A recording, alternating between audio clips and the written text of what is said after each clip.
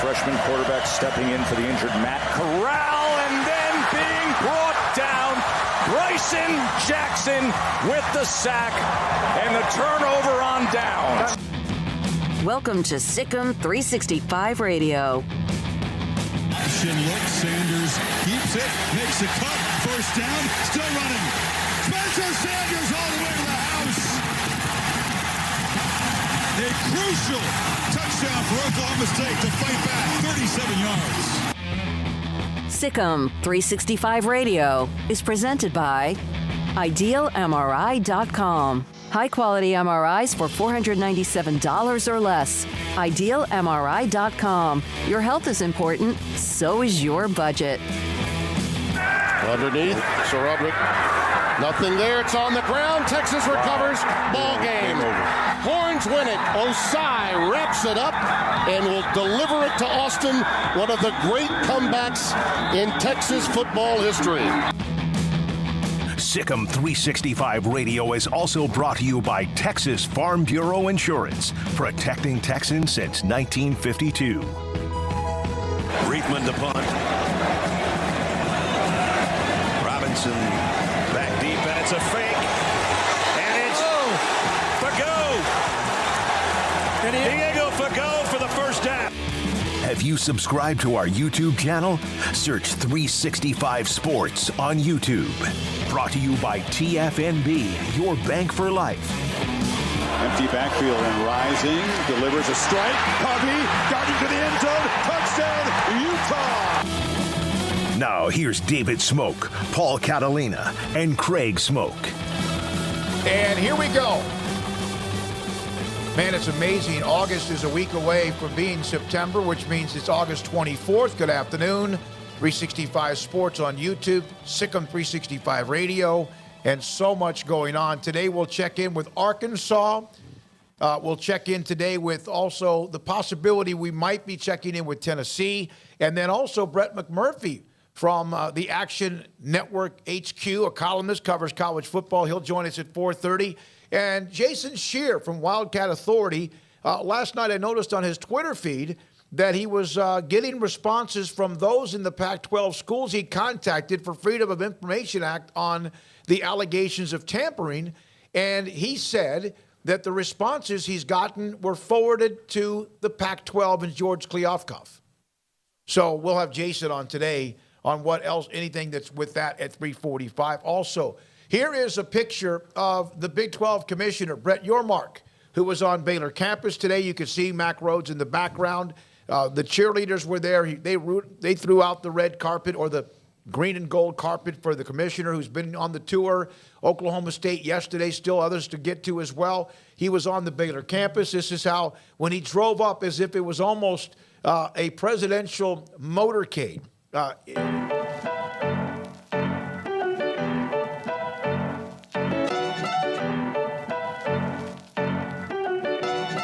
And, of course, the welcome as well. That's from Baylor Athletics on their Twitter feed today as well. So he's here, and I have no idea what was discussed other than you know quite a bit. And he and Mack Rhodes have gotten very close over the few weeks that he's been since he was named the Big 12 commissioner.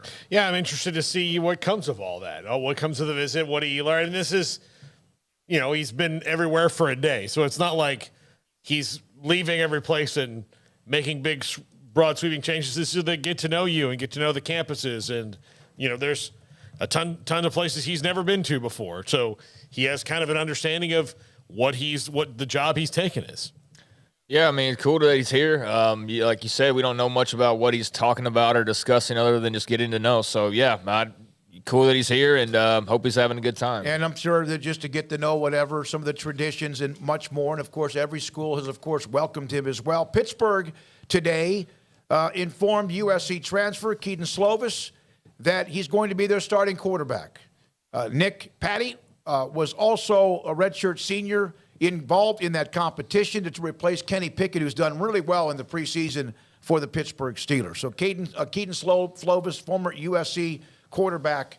You have, a former USC quarterback at West Virginia, a former USC quarterback at Pitt, and then obviously Caleb Williams is in that role at USC right now. You're also leaving out Jackson Dart at Ole Miss, who we don't know if he's beaten out Luke Altmaier or not yet. Lane Kiffin has not made that announcement. Wouldn't surprise me to see Lane let that linger for a little bit longer. Also leaving out that two of those guys will play each other in the backyard brawl here in a matter of days. Yeah. So, I don't know about everybody else out there, but I'm so dadgum ready for an actual game to talk about. Like, my gosh, we are at the dead end of the offseason, thankfully, and all this has been great. Realignment and, expansion talks and transfer portal and all of that. And I know we'll talk a bunch more about that today, but like I'm at that point right now where it's like, if this thing doesn't start soon, I'm going to lose my freaking mind. I don't know about you guys, but I need to see some real results and some real actual football and see like, okay, we everybody's, celebrated their recruiting class and run laps with their pom-poms over their transfer portal additions and their new hires and their new facilities and their schedule and their new conference and all this other stuff.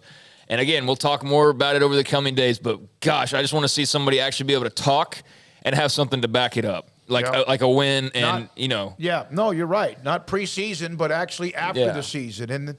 And there are just basically a couple of fingers of games coming up this weekend, and then it gets pretty damn serious. Roger Dodger, USC having 4 former starting quarterbacks in college football on the same day has to be a record. Well, Baylor's got Bohannon, Brewer, obviously their own starter now in Shapen, and I haven't heard much about what's happening with Jacob Zeno at UAB. Not sure what that – I know UAB's quarterback situation might have been pretty good when Jacob transferred there after he left the program early last year. Also, to your point, though, that's pretty good. That's really good, yeah. No matter who else might have something like that, that's – I'm not sure historically where that falls. But, that's pretty impressive. And also, why do you have so many former quarterbacks that are spread out? But that's the era that we're in. So, Southern Cal certainly got a fine selection of former QBs spread out across college football. Okay, so he did run with the first team in the spring game, Jacob Zeno. And, the last was a couple weeks ago, an article written about him in the quarterback competition. So they're in that same thing that everybody else is that hasn't named their start. Jimbo Fisher hasn't yet. I see one, actually. Dylan Hopkins will start at quarterback for UAB.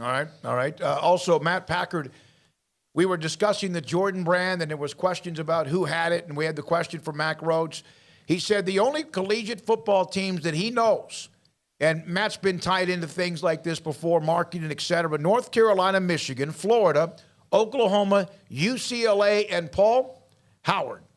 Yep. And those are the ones in college football with the Jordan brand. The question had been sent to me about whether or not if TCU's name was brought up. They may be a part of a Jordan brand in another way, but not when it comes to their football program. Yeah, that didn't sound right to me because that's not just, all due respect to TCU, something that they just tanned out. And I don't know what the reasoning would have been for TCU to get that achievement the last few years, Like what would they have done that you're like, let's give them the super select exclusive branding. That didn't make any sense. But maybe that's something that they can earn moving forward. But I don't even know how that selection process kind of happens. With North Carolina and some of those other schools, from the outset, it was pretty clear they were just kind of handpicking, very exclusive brands. But I don't know how they. He did it was North Carolina, and then OU football was pretty. OU altogether sports was a pretty quick one. Yeah, Michigan I think was the second one, and OU was the third. Yeah, and then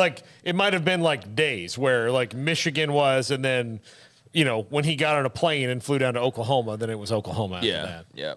All right, we had somebody also bring up the former walk-on at Baylor at Texas State, but Lane Hatcher is their quarterback and also was named a captain for Texas State, the Bobcats, who Baylor will see in sometime during the month of September. That's interesting about Zeno, though, not even being a starter at UAB, given that there were, and I don't know how big a crowd of people it was. It might have been like 2 people on the street corner just yelling really loud, but there was certainly a rumbling for Jacob Zeno in Waco for, I don't know, like a 5-month time period, maybe. What I thought was weird was the people who were determined not that he was just better than Charlie Brewer at the time, but that he was better than Gary Bohannon. Yeah. And I was like, he was a little bit better in that one time they played in the same game. I was like, yeah, but I mean, Gary's been hurt. Let the guy get healthy. And, I think people forgot that, Jacob Zeno had that one great throw. Gary Bohannon had a touchdown throw in that Big 12 championship game that was nasty.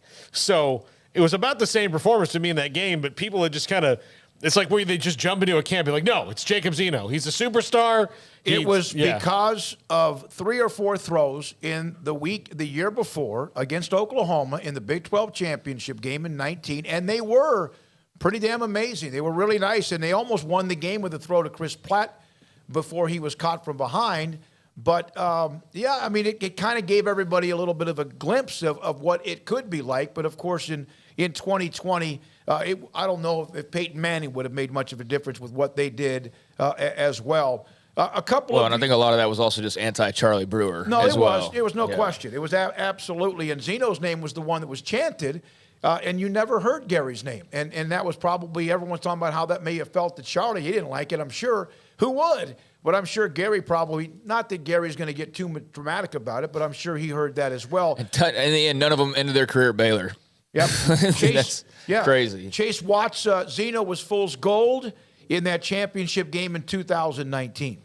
And man, he seemed to have all the right. If they had won that skills. game, that would have been really interesting to see, how crazy the clamoring for him would have been. Because he, like you said, he made a couple throws, and Chris Platt gets chased down from behind, which you never would have thought would have happened. I'm sure he still has nightmares over that. I mean, really, I'm sure he does. And if he gets into the end zone, I mean, they very likely could win, end up winning that game.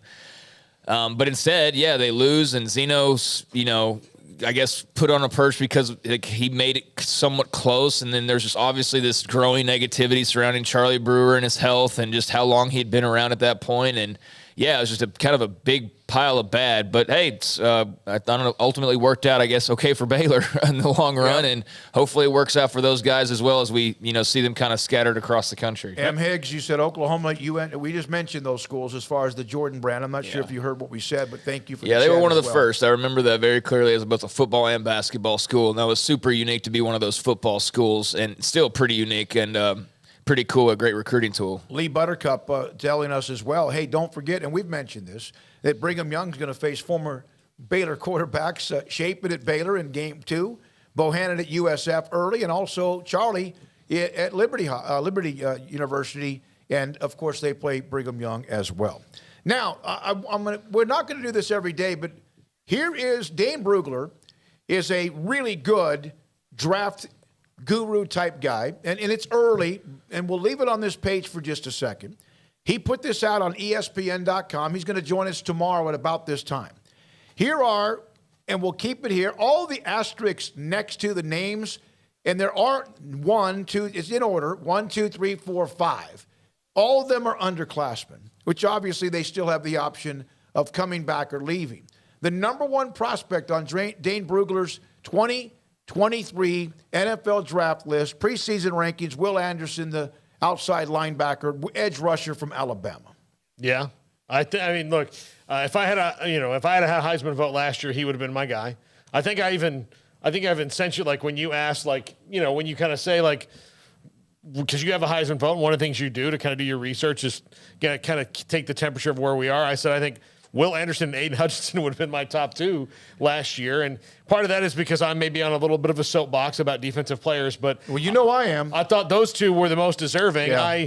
I hope somebody wins it and dedicates it to Ndamukong Suh getting screwed a few years ago. I would have Ndamukong Suh there if that ever happens again. Will Anderson 1, Jalen, Georgia lost all these guys on defense. Number 2 prospect, and this is a preseason ranking from Dane Brugler on ESPN, is Jalen Carter from Georgia. Big old defensive tackle. C.J. Stroud, the quarterback at Ohio State, who had a monster year. Ringo, Georgia. Defense lost so many guys, and 2 of the top 4 prospects, according to Dane Brugler, and probably a lot of other people, are also defensive players at Georgia. And then Bryce Young, the Heisman Trophy winner. Leave that up for a second, Garrett. The quarterback at Alabama is 5'11", 197. I knew he wasn't as big as C.J. Stroud, but that number jumps off at me a little bit about Bryce Young, which is probably the thing that will get poured over the most about him in the draft process. But all those guys that's probably about how it will stay for most of the year. Now, somebody's going to sneak up into there that we're not talking about that is further on down the list. But, yeah, those guys will still all be probably in the top 10 when it comes end of the year. Now, there are others, and these are those players who are in the Big 12. These are the college players that are in the Big 12. I think there's 4 or 5 of them. Will McDonald, the 4th, edge rusher from Iowa State, talks about the fact that he was a hell of a player for Iowa State and has a year left, 6'4", 226.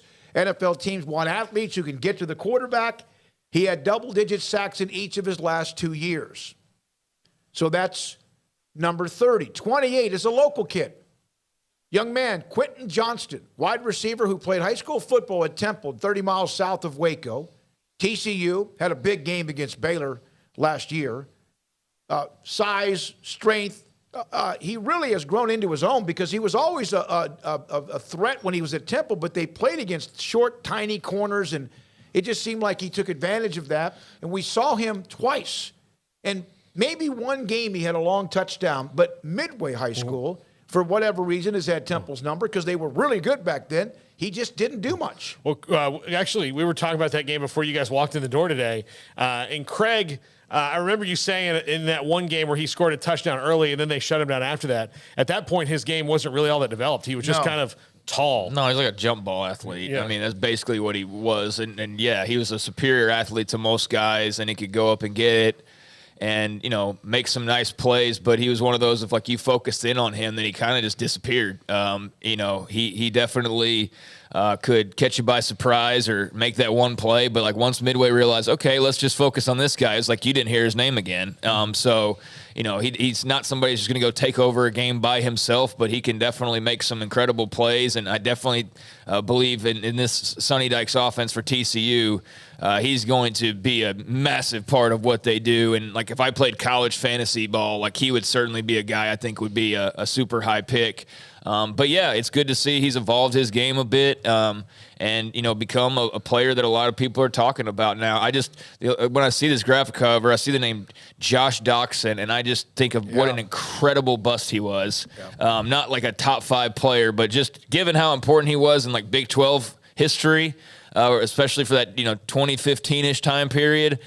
I mean, Corey Coleman could say the same thing, but gosh, Josh Doxson was a bust. Yeah. And Jalen Reagor has to have a good year now. Who's going to end up being the better of all of them is the little guy who ran back, kicks and punts for the Cowboys. Devontae Turpin. So that's at 28. Quentin Johnston. And I'll say this, one more thing about him and Sonny Dykes. If you look at what Sonny Dykes has done with wide receivers, when you talk about Sutton, that's at Denver SMU. now, Kendall Prochet, that's plays for Baltimore. He's done a good job of putting wide receivers in the league. So, that's really good news for Quentin here.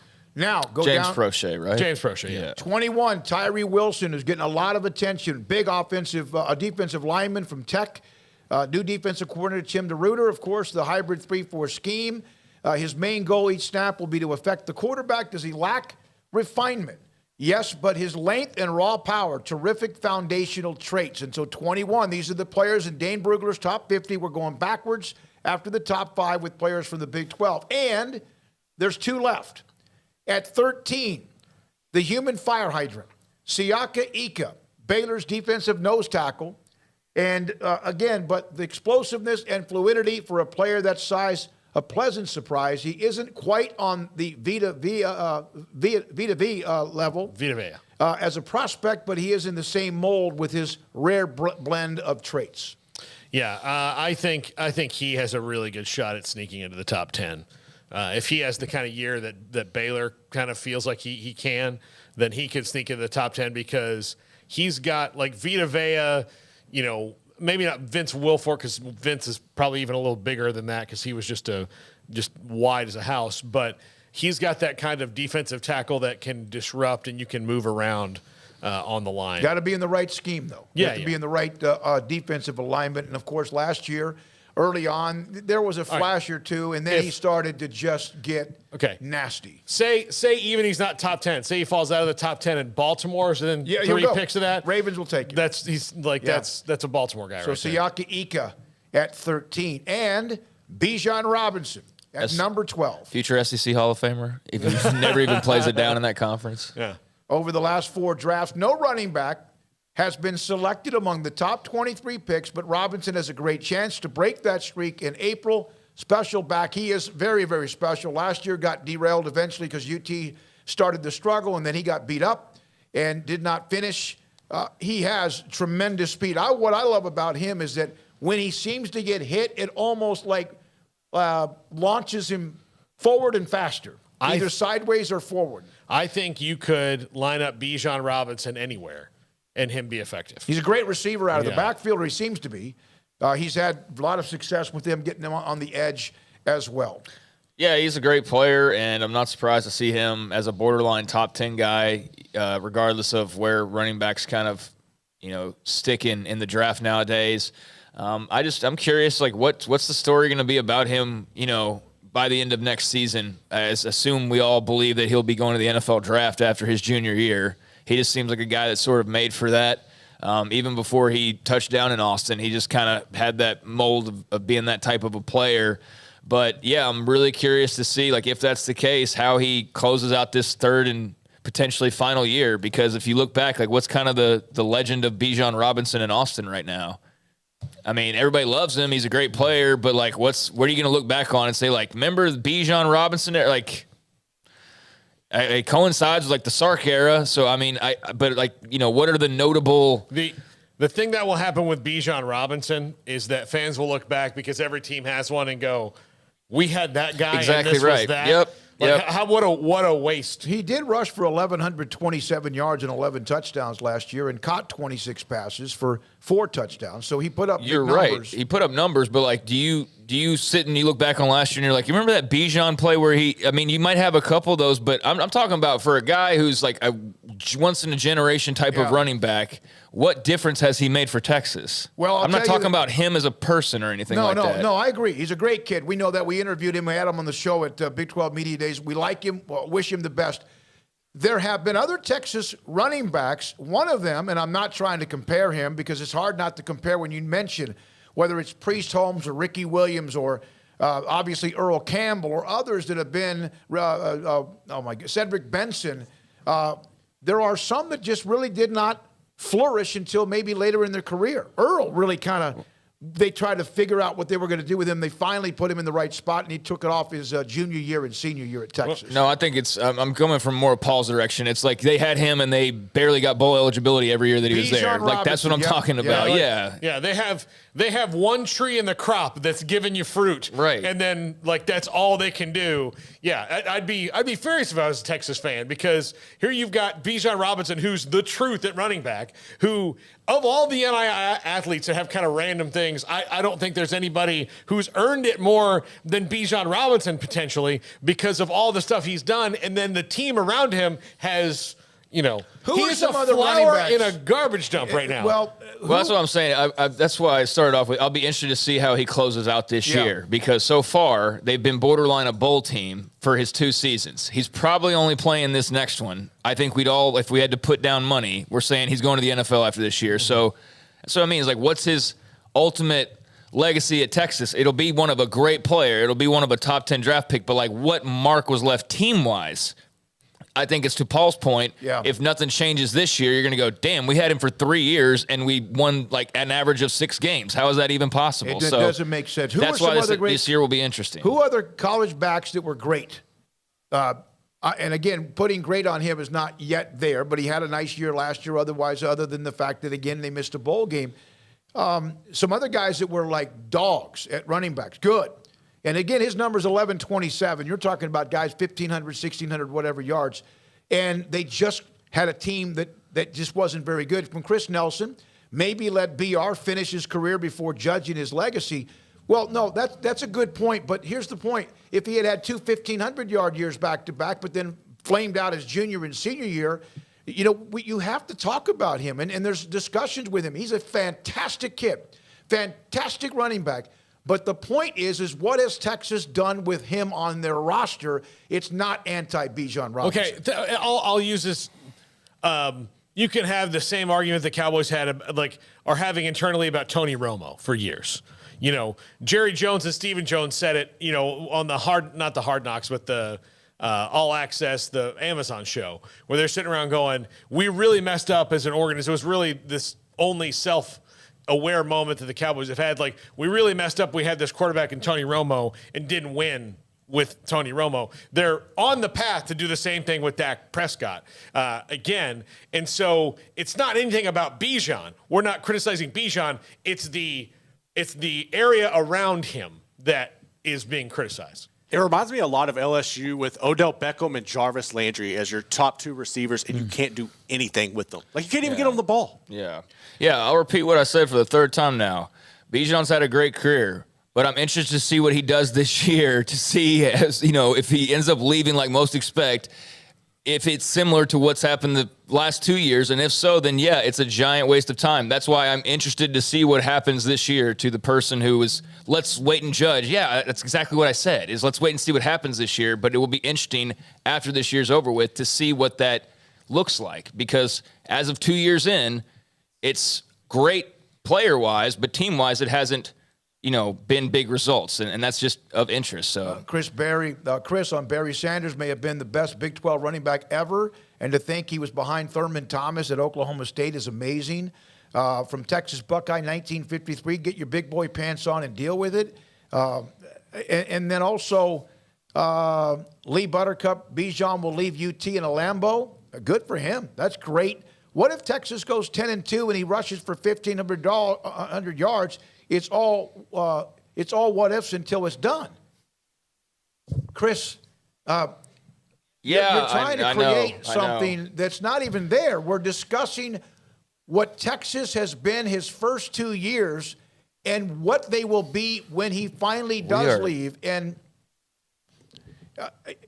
that's like saying, we discuss Adrian Martinez and his career, right? Mm-hmm. And what a waste it was at Nebraska and other teams and players. I'm not even saying, we were spending way too much time. I'm not even saying it's a waste. I'm just saying too much time on it. I think we are, because all I'm saying, my point was, it'll be interesting to see how this year plays out. So to look back on his career and to see what UT ultimately did with the 3 years that he was there, because so far through 2 years he's been very good, but the results team-wise haven't been there. So for the fourth time, I'm interested to see this year how it works out for Bijan and the team and how that translates. And that's all I said. So, all right. Now we can move on with it as well. Texas can't go anywhere but up from wet blanket. You're true. That's exactly right. And Craig is so over it. Really don't want. Well, I don't want it to turn into we're bashing you. That's I already see that's the corner that it's turning, and that's not at all what I was talking about. So yeah. Yeah. By the way, let's do this quick super chat before we have to go for a while. There's a big one, $35. I thought we had one for $35 a minute ago, didn't we? Well, I just saw one for $5. Okay, all right. For $2. But if you find the 35 one, Levi, go back and give that to us. But so we read that. But Jacob says, I don't mean to interrupt the conversation you gentlemen are having. No, please feel free to. But who do you have winning in the week one matchup between Boise State and Oregon State? Boise State and Oregon State. I'll be honest, I haven't given a ton of thought to that game. Oregon State, I hate that they lost B.J. Baylor. I saw he just got cut the other day in the league. He was a really good running back for them last year. I'll be honest, I haven't given a ton of thought to Boise State, Oregon State. So I don't have a pick. I need to look at that one a little bit more before. I don't want to throw just Oregon pure fluff State, at you. Yeah, Oregon State was 7-6 last year. They did have one of their wins was against. Was it Utah? I think it was. It was against Utah. And of course, Boise State, Paul, you had Davalos on need to kind of see what happens, Liz. But I do think Boise State will be better this year. I would lean towards Boise State right now because I think Andy Avalos will have that defense kind of rolling. They say Andy Avalos will have that defense rolling a little bit better, and I do think that they'll take a step forward this year. But again, that's a good question, Jacob. Is one I'm going to have to think of because that is right now as much of a P5, G5 toss-up game as I can think of. Joey Foster, $2. Great to have you back, Joey. Glad you're doing much better. Preseason rankings are exactly what Pitt eats. Joey, God, I read one again. I just read it. I thank God I did it. And then Chris was also a $2 check. Can't wait to hear your Big 12 rank and predictions. We did that. We shared all that prior to Big 12 Media Days. But we'll do that again, see if anyone has changed their mind. We'll have that. In fact, let's do that on Friday, Chris. Thank you for the super chat, all of them, the 2, 5, 2, and much more. We will today have Wally Hall covers Arkansas for the Arkansas Democrat Gazette. He is next on SicEm 365 Radio and 365 Sports. TFNB Your Bank for Life is the official local bank of Baylor Athletics. Find out why more Central Texas are making TFNB their bank for life. Sign up for our Edge checking and savings accounts to earn interest or cash back. With 5 convenient locations and an award-winning mobile app, banking has never been easier. TFNB Your Bank for Life. Member FDIC.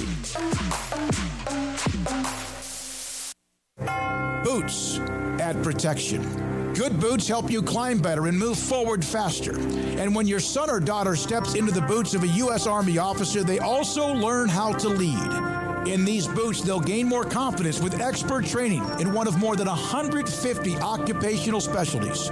In these boots, they'll stand a little taller and lead a team with diverse backgrounds and areas of expertise to successfully accomplish whatever challenge comes next. In these boots, they'll earn respect with valuable experience from day one that will give them solid footing for success into the future. Highly qualified candidates who earn a spot on our team can receive comprehensive health care coverage, college tuition assistance, and a bonus of up to $40,000. See all the things your son or daughter can achieve in our boots at GoArmy.com. U.S. Army Waco Recruiting Company, 254-598-8131 or 254-776-1543.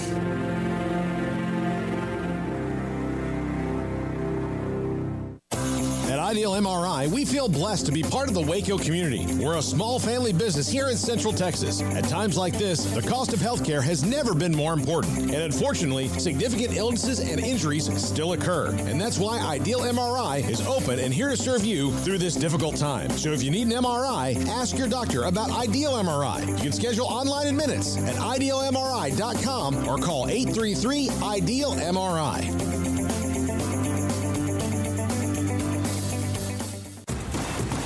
Hey, this is Bryce Petty, former starting quarterback and 2-time Big 12 champion, and I know firsthand the importance of being in top shape both on and off the field. So listen up, men.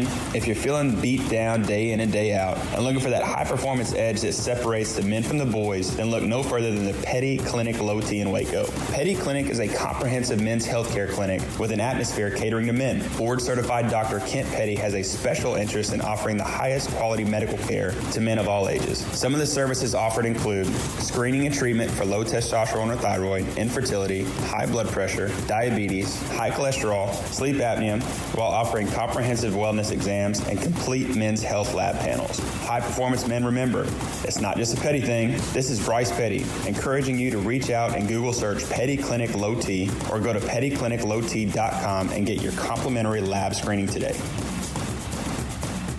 Parenting is full of surprises. You never know what to expect. So after our son was born, I called my Texas Farm Bureau insurance agent to set up a life insurance policy in case something happened to me. Sawyer is now 2. And we'll soon have a sister. There's no one else I would trust with protecting my family. Stop by and see our agents at one of our 3 McLennan County locations. Coverage and discounts are subject to qualifications and policy terms and may vary by situation. Pizza, burgers, and Bears football. There's no place around Waco that serves them all other than Bubba's 33. Come show your green and gold and enjoy some of Waco's best food and beverages while watching your favorite team, the Bears. When real Bears fans get hungry, Bubba's 33 is the #1 spot for ice-cold drinks, hand-stretched, stone-baked pizzas, and bacon-infused burgers. Join us for indoor or patio dining. Bubba's 33, Waco's restaurant and proud supporter of Baylor Bears football. Sick 'em, Bears. Welcome back to Sick'em 365 Radio. The 3 o'clock hour is sponsored by Waco Custom Marketplace. Meats, sweets, Texas treats, and a cut above the rest. 425 Lake Air Drive, Waco. Wally Hall, columnist, Arkansas Democrat Gazette, joins us on Sick'em 365 Radio and 365 Sports as we are the week before the opening weekend of college football with just a handful of games, but much more to come down the road. In fact, Arkansas and Cincinnati will be their opener. Wally, thanks for your time. We appreciate it with Craig Smoak, Paul Catalina, and David Smoak. So that was a nice run they made last year. Do you feel like that they back it up and sustain it and just keep moving forward? Well, I think we find out the very first game. Yeah. Wally, this was a team, though, that was kind of stacked at certain positions. They lost Traylon Burks. I mean, do you think that they have the depth to kind of recover from that? Well, they don't. There aren't many Traylon Burks around. I mean, he was a very special receiver, great size and speed and hands, and he made negative things into positives last year. But they've had some guys that have taken it as a challenge and even said they heard that they took it personal and they heard the receiving core could be the weakness and that they've really worked on it. And I know that it started out with KJ Jefferson working with one receiver every evening and it grew to be 5. And they would just beat on their own and run routes, throw the football. And, you know, that's a big step in the right way when you build that kind of camaraderie. Wally, what would you say has kind of been the prevailing storyline this offseason for Arkansas? I think what they did was they put Arkansas back on the map. They had just been such a dismal program under Chad Morris and, you know, didn't win a conference game for 2 years. People had given up, and they'd given up their season tickets and quit donating. And I think last year just really brought the state back. And, you know, Sam Pittman spoke at the Little Rock Touchdown Club last week. Capacity was 600, and there were 625 people there. So, you know, it's just he's done a great job of reuniting the state, and he just seems to fit very well, probably the best in a long time. So, but you know, going into this year, there's question marks. Anytime you play in the SEC, especially in the West, you can't afford it to have an off day. Every team is a challenge, and then they added, you know, for non-conference this year, they won with Cincinnati. Brigham Young's got 20 starters back. They're bringing Missouri State in, who's coached by Bobby Petrino, who used to be the coach at Arkansas. And they're bringing in Liberty, that's coached by Hugh Freeze, who coached Ole Miss to 2 wins over Alabama. So, I mean, they got a really tough schedule. The expectations are high, and it probably should be with an offensive line back that's got experience and running backs are deep there. And KJ Jefferson, in my opinion, is just not getting enough credit nationally. He got better in 9 out of 12 or 10 out of 13 games last year. He just improved. And I think he's a really special player. How much does not only the success of 9-4, but almost they had the Texas win where they dominated Texas right off the top and just blew them out of the water. They beat A&M 2 weeks later. To have wins against those type of teams, I know A&M's been a part of the SEC a long time, but to have Texas as a win as well, not that that's any more special than beating somebody else, but just the historical perspective. Did that also add a little juice to it?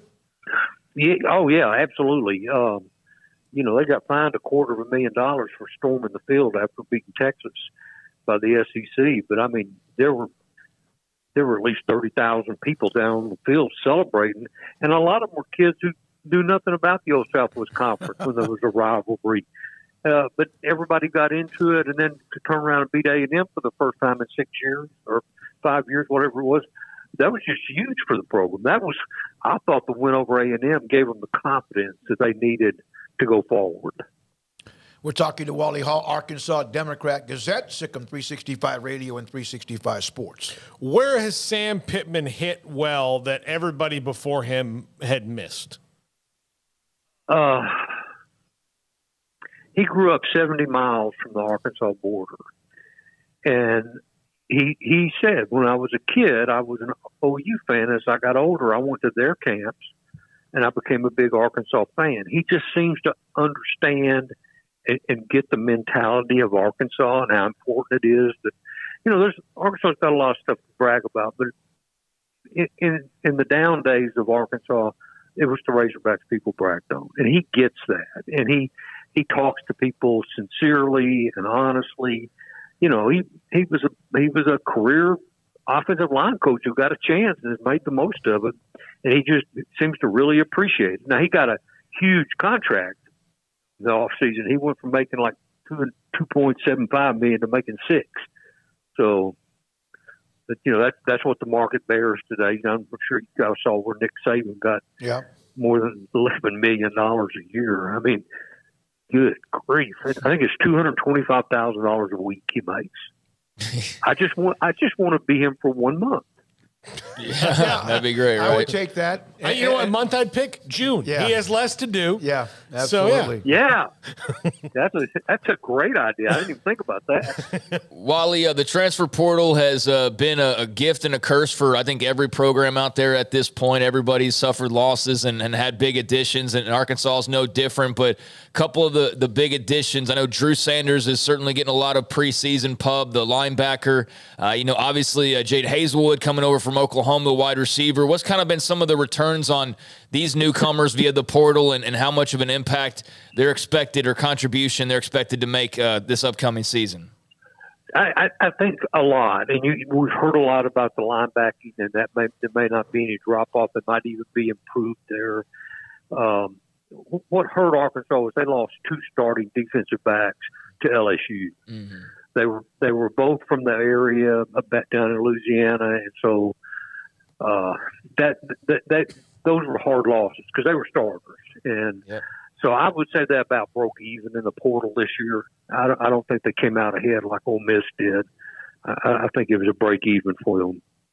You mentioned KJ Jefferson, and he had 2,700 yards passing, 21 touchdowns, ran for over 600 yards, and I think 5 or 6 touchdown runs.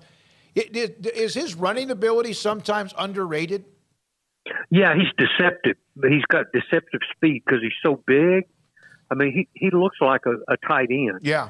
He's 243 pounds, but he's elusive. And a lot of the yards he got on his own, he broke tackles that, he could have been sacked. He broke sacks and made plus yardage. And that was huge for Arkansas. And when you had Burks out there, that was taken. You couldn't single cover him. So the defense lost that safety that could have been spying on Jefferson. And Jefferson took advantage of it. He's a lot more physical than I thought he was. He seemed kind of shy and just real laid back. And now he's become a leader. They've talked about that this whole fall, about how he wasn't always a leader last year, but he is this year, and everybody's looking up to him. And so he's the key. He's the key. I mean, I don't know what happens if he gets hurt. Yeah, and 9-4, Cincinnati top 25 coming off the college football semifinals. Although they have lost a lot, they still have a lot. That's what Luke Fickell's doing. That game kind of, you don't want to say there's ever a must win, but that game kind of sets the tone, does it not? Otherwise, then you have A&M and Alabama back to back, and you still have that non-conference game with Brigham Young. It's not a must win, but how critical is that? Well, I think it is critical. You're going to establish who you are the very first weekend. You don't get to go play a Missouri State who will probably give them a good half, but will eventually get beat. But you don't get to open with a team like that and iron out the wrinkles and find out, some of the unanswered questions get answered. You start out with a team that got beat by Alabama in the playoffs, and they did lose a great quarterback. I mean, a great one. So that gives you a little bit of hope. But I think all total, they have like 12 starters back, a team that was 13-1. One loss, and that was to Alabama. Wally, thank you very much for jumping on with us. Enjoy the rest of your afternoon. Hey, thank you, guys. Have a great season. You too. Wally Hall, Arkansas Democrat Gazette, 9-4, had the very lopsided, one-sided game against Texas. I remember we're at McLean Stadium, and Craig kind of nudges me and looks at the score, and I'm like, wow. I didn't think about halftime or so, and Arkansas just beat them up, and that was the start of a nice run for them as well. Win against Alabama a couple of weeks later. There was a game in which maybe, only one team beat them up. It was Georgia. Auburn got them by 15, but all the other ones seemed to be pretty competitive in the other two losses they had. All right, when we come back, Jason Scheer, Wildcat Authority, been a kind of a go-to for us when it comes to the Pac-12, but also because of all of what has been going on in college football during the offseason with the USC and UCLA story. He had an interesting tweet last night about what he's trying to find out about the allegations of tampering of the Big 12 towards teams, ADs, presidents, whoever, in the Pac-12. He's next. Sikkim, 365 Radio and 365 Sports.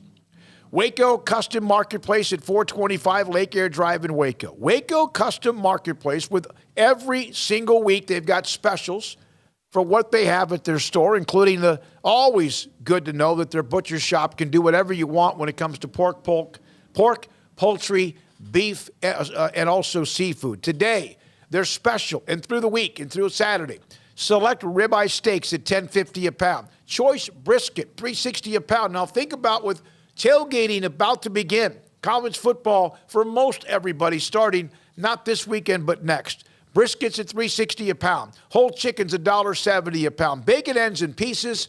How juicy and tender are those at $2.99 a pound? And jalapeno cheese pork links at $3.50 a pound. 6 pounds of 6-ounce frozen chicken breast at $27. And also all fresh shrimp right now is $10 off, no matter what size you want to get. It's Waco Custom Marketplace. It is a tailgate place for you when it comes to tailgating with brisket and more at 425 Lake Air Drive in Waco. Cars priced right both day and night. Average your car in Texas. Trucks built for you, red, white, and blue. Average your car in Texas. Cars that zoom with lots of room. Average your car in Texas.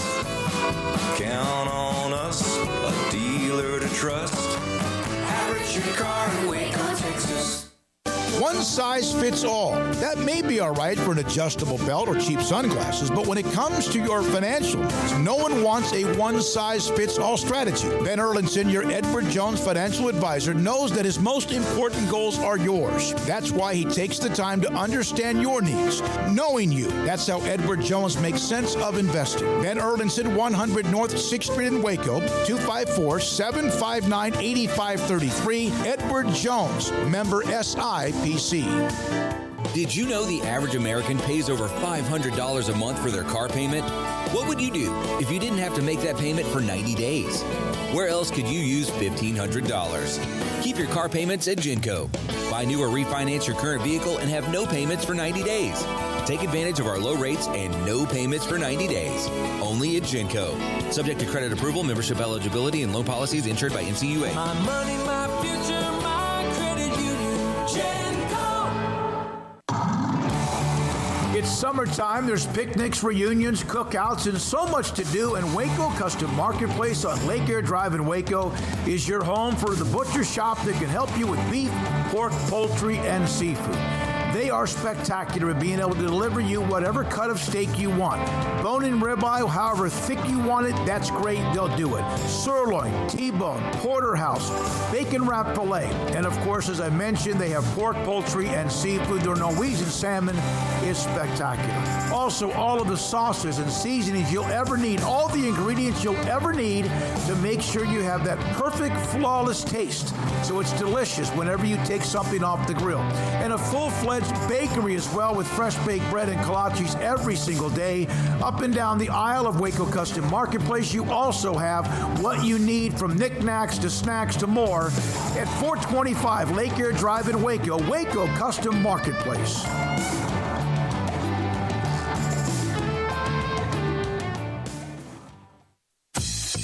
Baylor Scott and White, Southwest Sports Medicine and Orthopedics, the team physicians for Baylor Athletics, diagnosing and treating all sports-related injuries, including concussions. These specialists also provide orthopedic services for athletes and non-athletes alike, whether it's knee or shoulder pain, hand or wrist injury, orthopedic spine care, and even an arthritis and total joint clinic. Trust the doctors Baylor Athletics trusts. Baylor Scott and White, Southwest Sports Medicine and Orthopedics, wants to get you back in the game. Let Camille Johnson Realtors guide you seamlessly through the process of buying your dream home or selling your current one. Commercial, farm and ranch, or residential, Camille Johnson Realtors can smoothly and successfully lead you through any transaction. With a team of 28 experienced agents who are excited about serving you, Camille Johnson Realtors services the entire greater Waco area. If you're in the market to buy or sell, contact Camille Johnson Realtors, 104 Midway Center in Woodway, or find them online at www.camillejohnson.com. Camille Johnson Realtors, elegant, charming, warm. Welcome home. This is Sikkim 365 Radio. Text us at 254-339-1122. The Sikkim 365 Radio text line is sponsored by Riverbend Liquor and Wine, with the most extensive variety of craft beer in Waco. A hidden gem on Lakeshore Drive and 19th Street. Sikkim 365 Radio and 365 Sports. Paul Catalina, David Smoak, and Craig Smoak. Glenn on the text line. Y'all can take a deep breath. Longhorns will be gone in 2 years. Glenn's, of course, a huge Baylor fan. Ron Tamlin, and I do remember they were pretty good, dynamic. What was Oklahoma State's record with Barry Sanders? They had Thurman Thomas and Barry Sanders, and I remember one year, it would have been in the late 80s. They won the Cotton Bowl, beat A&M, I believe, with Barry Sanders. They had a team that was dynamic, and back then Nebraska was running the Big 8 and got into a shootout, and like one of those, it's like a score you see more recently, like 50-something to 30-something. So I do, yeah, Jimmy Johnson was there, and then, of course, Pat Jones? Yeah. I'm trying to think of the order of what that was like. We have a guess. Okay, I know that, but I was trying to make sure I got the thumbs up. Okay, here's a tweet from last night, Jason Scheer, Wildcat Authority. Interesting, I made a few FOIA requests, Freedom of Information Act requests, to the Pac-12 schools asking for the Big 12 tampering that was forwarded to George Kliavkoff, and have been told there are no responsive records. We're now joined by Jason Scheer, who joins us quite a bit, Pac-12, but also with Arizona. Jason, what did you expect to get from them? Not much, but I mean, I laid it out and just said, look, George Kliavkoff said there were emails forwarded to him by university presidents, and I was just wondering if you would be able to provide those copies. And so far, it's been mostly non-responsive. Utah, I think, said the earliest they could even get back to me was December 22nd. So, I mean, and Pac-12 schools are kind of notoriously slow with that, but, if someone says something like that, you kind of got to request it and see if there's anything there. Jason, in the last couple of weeks, the Big Ten TV deal has happened, and, that doesn't necessarily spell doom for the Pac-12, but there wasn't anything in there that said the Big Ten is done doing this. This is our plan until this date. Has the temperature of things that people have told you changed since the Big Ten TV deal has come out? I think it's gotten a little maybe colder for the Pac-12 stability, in the sense that ESPN is it's a weird position because ESPN needs the content, but ESPN does not overpay. Their offer is going to be their offer, and you can negotiate them and all that, but it's not as if ESPN's going to say, oh crap, we lost out on the Big Ten. Here's $500 million because we need the Pac-12 so bad. It doesn't work that way. And I think now what we're seeing is Kevin Warren is basically not shutting the door at all on expansion. He's put out a few quotes about possible expansion, and you see all these reports, and the stability for the Pac-12 hasn't increased at all. You can make the argument it's gotten worse. And so it's one big giant waiting game right now, but I haven't talked to anyone around the Pac-12 that feels better now than they did a month ago or anything like that. Jason, I know that you were listening to that Burke Magnus interview, and quite a few people have to try and glean some insight into kind of how everything's going right now. What were you able to glean from that podcast in Pac-12 terms, and what that may say for what this looks like moving forward? Yeah, so the two things that stood out is, what I got from it at least was that ESPN is going to bid on the Pac-12. They are going to be involved with the Big 12 as well. But there were two times, I believe, where he said basically that the Pac-10, 12, whatever you want to call it, needs to stabilize. And he believes that there's no one that thinks they're going to stay at 10, that they will expand. And then he made the case that the Big 12 is already stable because they've gone through it.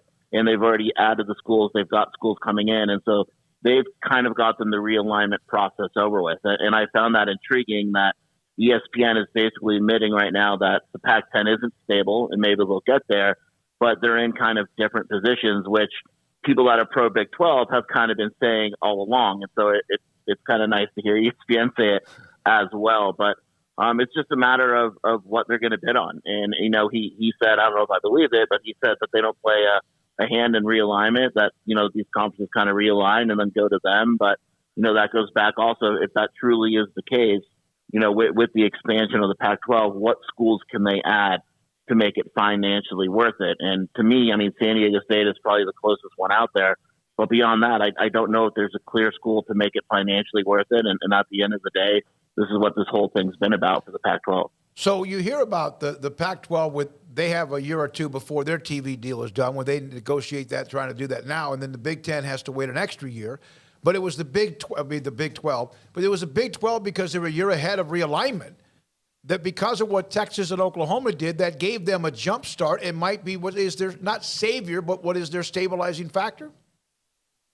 Yeah, and also, like he said a few times, he said that they're in pretty similar windows. It's not like it's a major gap. It's a year, and you could pretty much start the negotiations anyway. But, it's the stability in the Big 12 is there because they've already gone through this whole thing. So when we're talking about the Big 10, when we're talking about the Pac-12, schools moving and all that, it's the Big 12's already done that. And maybe, obviously they're not on the level of the Big 10 or the SEC, but in terms of realignment, they might be more fine than the other conferences that aren't the Big 10 and the SEC because they've already been through what these conferences are probably about to go through in the next, 6 to 12 months. Of course, Magnus with ESPN and was on the John Alrand and Andrew Marchand podcast with Sports Business Journal as well. Jason, how big of a season is this for Arizona in football that Jed Fish needs to take a step forward? They're trying to kind of solidify their spot in whatever conference they would be in, whether that's the Pac-12 or Big 12 or whatever, amalgam of things come out. Is this a big year for them to kind of show that not only are they viable from just being a big school in a large media market area, that they're actually good and can kind of be relevant? Yeah, it was such a rebuilding project at Arizona that they're not going to all of a sudden be like a really good team. But I think they want to show that they're going in the right direction, realignment or not. I think that, they had a top 25 class coming off a 1-win season, which is almost unheard of. And, throughout camp, they've looked a lot better than they did last year when they were a 1-win team. And, the expectation isn't that they're going to make a bowl, but, they have a big opportunity. They're on the main CBS to open up their season, 12:30 in the afternoon. San Diego State. That's a big game for them in terms of, with all the realignment talk. It's kind of funny that's their first game is at San Diego State's new stadium. They're 6-point underdogs. Arizona is. And so if they can go out and win that game and all of a sudden the ratings are really good, and I expect the ratings to be pretty good, it becomes a talking point. And so I do think that, they'll never admit it, but there's probably some internal pressure to at least make that jump forward and make Arizona more attractive than it is now. Jason, a lot of this stuff we've been talking about, the possibilities of a future Pac-12 exodus. I mean, we've been talking, all of us involved in talking college football for the last several weeks. Was there anything that Kevin Warren has said lately? There was the couple of excerpts from the HBO interview, and I don't think there was really much more to that interview, but he talked about their future growth. Did any of that really rattle the cage at all, or has that just kind of been known, so it's not as big of a deal?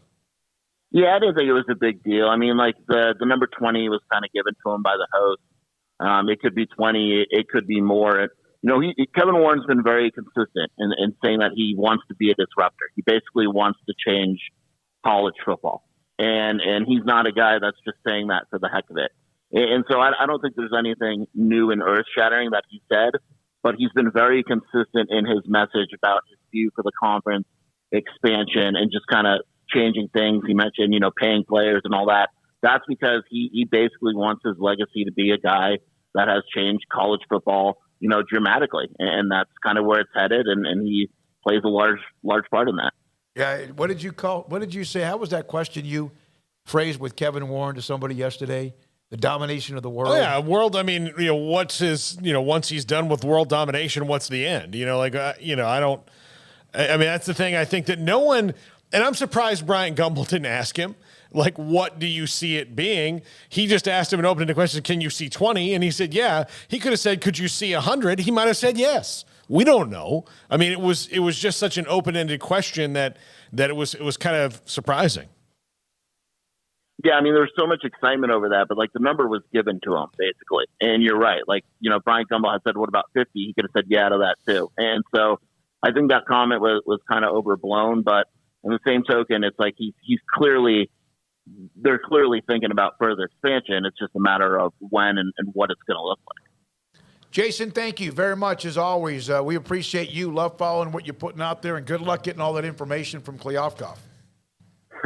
Thanks for having me, guys. I appreciate it. Jason Shear, 247 in Arizona, covers Arizona, but Wildcat Authority. Freedom of Information Act requests are kind of strange because you can make them, and sometimes you'll get an email right away. And sometimes, they'll say they have a 30-day window. I'll just tell you the story. I went and made one. You know, Smokey, I made one on Sean Oakman when that all went down. And I knew exactly what went down. I had a source that told me exactly how everything went down, and I wanted all the reports and everything. So I went up to the police station and I made my request. And she goes, okay, well, you'll have our answer within 30 days. And I was like, what do you mean within 30 days? Do you guys know how the news cycle works? In 30 days, this will already be determined. And on day 29 and a half, literally, had I woken up the next morning, they would have been in violation of their own law. I got here's the reports. Yep. You're right. I remember that. And so that's what Jason Shear's trying to find out. Give us what you accused them of doing. Give us some of the tampering.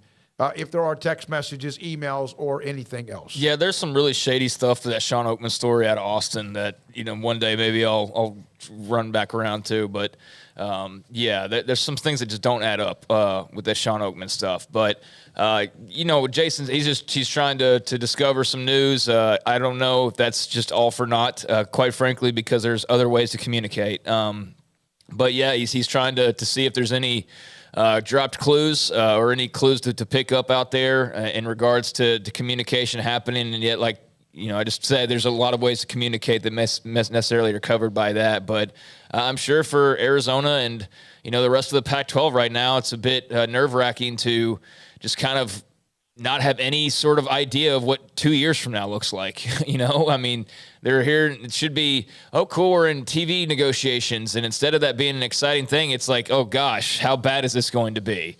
And you look at the future of possible expansion, it's like, oh, is good? Like, there's not a lot of positive to grab onto.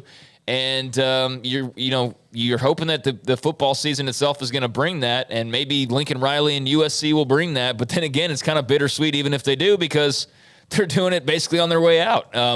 So yeah, it's tough right now for the Pac. I think it's tough for anybody, not really named the Big Ten or the SEC, but especially for the Pac right now. The thing that I don't get that I keep seeing is the idea of like poaching Houston. Like, why in the world would Houston leave now for the Pac-12? I've seen that floated by Wilner and others a few times now, and all due respect to their work, I just need a logical reason for why Houston would jump to the Pac-12. There's no reason for it. There's absolutely the only thing that makes sense is they would basically be on an island by themselves as the state of Texas team for a West Coast conference. How is that better, though, than being in the state of Texas and playing all the teams that have been above you for the last several years that you've despised because of that advantage that you're now eye to eye with, and you're going to leave going to Waco or going to Fort Worth or going to Lubbock to go to Pullman? Like, that makes zero sense, dude. Makes no sense. The only way that it makes sense for Houston is if they got money whipped to join the Pac-12. Right. But from what we're to kind of understand about how this is going to go, the Big 12 and Pac-12 won't really be able to money whip each other. Right. The only thing the Big 12 could possibly have on the Big 12 on the Pac-12 would be to draw them, like, when if the Pac-12 crumbles, say Oregon and Washington leave, Stanford they leave, then that's the only money whipping they can do is you can come here and make what we're going to negotiate. What are they going to have? They're going to make way less money. Or not. Once or those not. guys leave? Exactly. So there's no money whipping going on league to league right now if they stay in their current forms, right? Yeah. So Stay in their lane. There's absolutely no reason for them to go to the Pac-12. I keep seeing that, however, and it's thrown out there as a combination of like San Diego State, and I'm starting to see it slowly replaced by SMU. Okay, SMU, that makes some sense. That would be a jump up for them, but Houston's already got their jump in line. I mean, it's next year. It's having multiple teams within state lines that you can have these brand new or revisited rivalries with. The last thing you want to do if you're a Houston fan is finally get that invite and start planning what this future is going to look like, and all of a sudden you disrupt that to go play games against Washington State or Oregon State or Arizona or Arizona State, like that. Yeah, that just doesn't jive. So when I see that report, like, yeah, San Diego State, I'll believe that all day. SMU, absolutely, they are chomping at the bit to try and make a jump because they see that window closing. But I mean, Houston finally got where they wanted to be. That'd be silly to do something different at this point. But 4:05 is the time. Sikkim 365 Radio and 365 Sports. I sent a text to a couple of people on Baylor's campus about Brett Yormark's his tour today of the Baylor campus. I did see, it was an interesting note, his trip yesterday was in Stillwater. Kelly Hines, on her Twitter feed for his campus tours, Yormark is visiting the 8 schools remaining in the Big 12, followed by the 4 incoming members in early September. I'll get to Texas and Oklahoma at some point in time. So right now the focus is on the 8 remaining and the 4 incoming schools. Had somebody on campus just send me a text that it was an uneventful, and he said that's a good thing. But he was gracious with everybody. You could tell, like so many others, incredibly impressed with Coach Aranda and Coach Drew in particular, but uneventful in a good way. It was productive, but nothing funny or anecdotally significant. So I would love to hear the Brett Yormark, Dave Aranda conversation. Oh, yeah. Be interesting. Brett Yormark's a smooth-talking New Yorker, and Dave Aranda's a laid-back West Coast dude. And, I think 2 very interesting personalities. That'd be a fascinating conversation to listen to. I agree with you. It would be a hell of a podcast. I don't know if I would be able to be smart enough to listen to it. When we come back, a couple of more nuggets college football-wise, and we will have Brett McMurphy. He was on with Feinbaum this week, and his thoughts about the Pac-12 and, of course, others and college football and much more. Sikkim 365 Radio and 365 Sports. Dr. Kent Petty, pettyclinicalot.com, pettyclinicalot.com in Waco. If you have not been the same in certain ways as you've gotten older, it doesn't mean you have to be 45, 50, or 60, but 1 out of every 3 men have symptomatic issues of low testosterone. Sex drive is not the same. ED issues as well. And you don't sleep the same. You've added some body fat, and it's not really because you've gotten any more lazy or lazier, or your food and your diet is bad. So something's going on. And then even also your focus and your energy. If it's dropped, it could be testosterone, and Dr. Petty can help you find out if that is the problem. Go to pettycliniclowt.com, top left-hand corner, email and phone number, and tell him I sent you. And he will then set you up with an appointment to get your blood work. He will get the lab results and find out and look at your number, the evidence there of what your testosterone level is. What is your number? And if it's too low, he can put you in a program to increase your testosterone level so you can get all of that, at least most of it, or whatever the symptoms are, back to being the man you used to be, want to be, and need to be at pettycliniclowt.com. If you're out looking for a great selection of new cars and trucks, then shop Allen Samuels in Waco, because we have some of the best deals in Central Texas that will put you in a new vehicle and driving away with confidence. During the Labor Day sales event, you can take your pick, a new 2022 Dodge Charger or Dodge Challenger, and receive 0% for 72 months and no payments for 90 days. If you're a first responder, you get an extra $500 off your purchase. High-quality vehicles from a dealership with a hometown feel. Allen Samuels in Waco. Baylor University is where lights shine bright. So, let there be light. Let there be roommates and teammates, scholarship and championships. Let there be fresh starts and new traditions, fast friendships and lasting impacts. Let there be laughter. Let there be joy. Let there be light. Baylor University, where lights shine bright. Do you or your kids get nervous about going to the dentist? Stonewood Dental, Dr. Steve Childress, he can help. I've spent a career taking care of patients who as children had bad experiences, and now they're adults that hate going to the dentist. If I get a kid at 3 years old and they come every 6 months and it's a happy experience, it's normal for them. Now they have an accident at 6 or 7 or 8 at school. Now they have a broken tooth or a trauma, and they have to come here. They're used to lights, they're used to water in their mouth, they're used to experience, they already trust us. It's amazing what we can do with that kid without it being a negative thing. But if I see a 6 or 7 or 8 year old that's never been to the dentist, and now they have a trauma or an unfortunate unexpected toothache, it's harder to do that for that kid and it not be somewhat of a negative experience. So bottom line is I try to teach kids and adults and teenagers and everybody the way I'd want my family treated, which is where it's a necessary part of life. You just take care of it. It doesn't have to be that big a deal. Learn more, stonewood-dental.com. Riverbend Liquor and Wine, Lakeshore Drive, North 19th Street, right behind the bank, is a hidden gem in Waco. If you're a fan of bourbon, especially local Texas bourbons, that's where you gotta go. Balcones, TX, Devil's River, whatever it is, they've got it. Riverbend Liquor and Wine, plus the best selection of craft beers in Waco, seasonally churned out throughout the year. Whether it's spring, summer, fall, or winter, Riverbend Liquor and Wine, best selection of craft beers, a speedy drive-through window, and excellent customer service. Find out more on Instagram or just go by and see them. Lakeshore Drive at North 19th Street behind the bank. From the first workout to the last practice, sports is an incredible and rewarding challenge. Hi, everyone. This is Dan Ingham with the First National Bank of Central Texas, and we're proud to support each athlete, every parent, and our educators. From families, small businesses, to the biggest industry, we're here to help. With remarkable products like mortgage lending, we've got banking ideas that fuel big dreams. The First National Bank of Central Texas. Familiar faces making local decisions. Member FDIC, Equal Housing Lender. In the market for a quality metal building? Since 1943, Pioneer Steel and Pipe has helped Central Texas residential and commercial customers with metal building design, panel options, building components, and trim options. Pioneer Steel and Pipe's residential line is energy efficient, offers low maintenance, reduces insurance payments, is impact resistant, and carries up to a 45-year limited warranty. In addition, they can also help you find a metal building contractor for your project. Pioneer Steel and Pipe with locations in Waco and Bryan and at pioneersboys.com.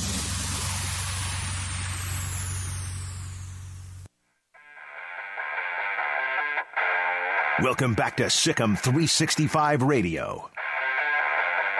Corral on 2nd and 15 as they're chopping down on his legs, and then they take him down high as well. Ika finished it. The 4 o'clock hour is sponsored by Boozer's Jewelers, the wedding ring store, specializing in custom jewelry and repair, all in-house. Now here's David Smoak, Paul Catalina, and Craig Smoak. Gets me almost every time. We referred to the Sports Business Journal, the podcast with Andrew Marchand and John Alrand, with what Jason Scheer was discussing with Burke Magnus, ESPN, and some of the teases to the podcast. And I'll put up a link to the podcast in the chat room. What happened with the Big Ten?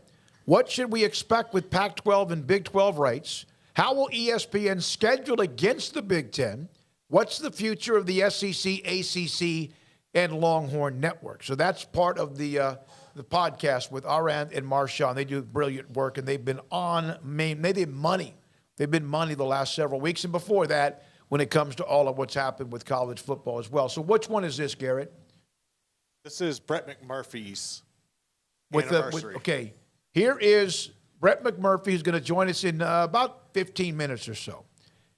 Happy anniversary. Time flies. It only seems like it was yesterday. Y'all tied the knot. And what is an anniversary? What is the anniversary? Is the anniversary of the alliance here. This is funny. He used it's also very clever. He used the Big Ten tweet because this was the Big Ten's con job on the ACC and the Pac-12 to help them do their dirty work, because this was about voting rights. They said all these things like, oh, we're going to have scheduling alliances. You're going to see Oregon and Clemson play. It's going to be awesome. You're going to say, Ohio State and USC are going to play, which was true, but just not cross-conference. It's going to be amazing. Just wait until you say, Michigan versus FSU. These are going to be awesome. And what happened was they didn't want to be the only one because the playoff expansion vote had to be unanimous. They didn't want to be the only one because they didn't want their plans exposed. So they got 2 other conferences to vote with them and thought they were doing that in their best interest. And one of them who can't move in the ACC until 2036. So it's probably in their best interest to slow certain things down. And the other one, they had their eyes on at least 2 of the teams which they stole. And a year later, the Pac-12 is scrambling, and they helped the Big Ten cut their own knees off. Cold-blooded killer, all right? It's what Kevin Warren's become in a college football administrative way. And, that slowed it all down, though. So did it accomplish, though, what they wanted, the Big Ten? But did it also accomplish what college football wanted? It actually delayed what we want, right? The college football playoff expansion. Who's we? Yeah. I want the expansion. Well, but others in college football don't, so there's no Kevin Warren didn't at the time. ACC didn't at the time. Do you want the expansion of a playoff? Yeah, but we don't have a fans, but who are we compared to the power brokers that are the ones? I'm not. We don't have the decision. Right, and so it's is that what we want? Well, who cares what we want? When has college sports made a decision for the fans? Yeah, that's a good point.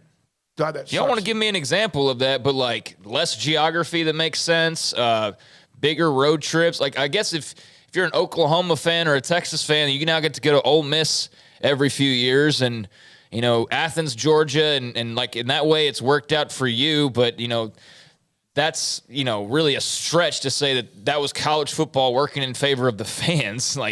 That's not really the case there. But what have they done to if it was up to the fans, the playoff would have been 16 teams 10 years ago. 20. Even longer, 30.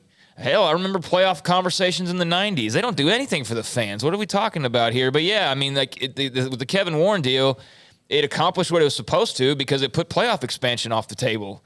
So that's what my point was. It accomplished what it needed to. You asked the question, did it? Yeah, clearly it did, because they didn't expand the playoff, and look at everything that's come as a result of that. It also kept ESPN from getting everything.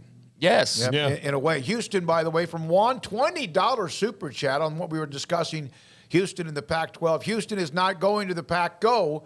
Cougars, Juan, thank you very much for the super chat. I don't know if that's just a grasping at straws thing or what, because it doesn't make any single bit of sense in any way, shape, or form. The only way that makes sense is if Houston just has this insane desire, after all of the politicking that Fertitta has done, which has been years, but if they just felt we finally get to join all these other teams, but I think we now want to be the Lone Star representative of a Western Coast Conference. Unless that's just some far and away dream that some reason has been tucked away in the back of Fertitta's mind for that to happen, nothing else makes sense. So, yeah, that's just kind of, I think, wishful thinking. SMU, though, I will acknowledge, that makes plenty of sense, and that would not surprise me in the slightest if it was San Diego State and SMU becoming new members of the Pac-10 ultimately. War Pig, go because I mean, what SMU doesn't have a lot of options. Yeah. By the way, Jack Huffman, I'm looking this up, but President Nixon was calling for playoffs back in the 60s. Oh, yeah, dude, it's been a conversation for decades and decades. They had the great game up in Fayetteville, Texas and Oklahoma. Was that game in Fayetteville or Little Rock when they decided the national championship in 69? And Nixon called them the national championship.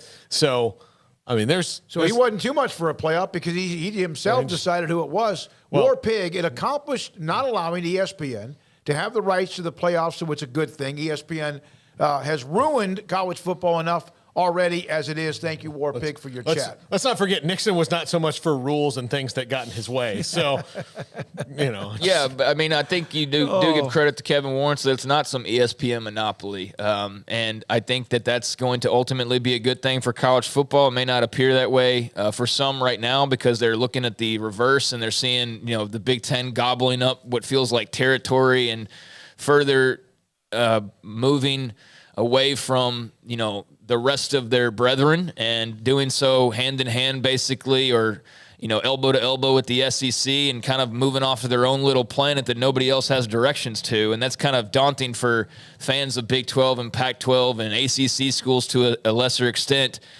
given that they have at least some stability, although not a very rich stability in comparison to the ACC or to the SEC and Big Ten. But yeah, it did leave us without having this ESPN monopoly on things, which I do think will ultimately be better for the health of college football versus the alternative of just basically them being able to pull all of the strings all of the time. Puddle's $2 response to Houston and Juan, $2 super chat. The Pac-12 doesn't want Houston. Go Ducks. So now we've got a little cat fight going. So either way, it doesn't make sense, right? Yeah. Right. The DA, hi, everyone. Gentlemen, has Brett Yormark come to visit Brigham Young when they play Baylor?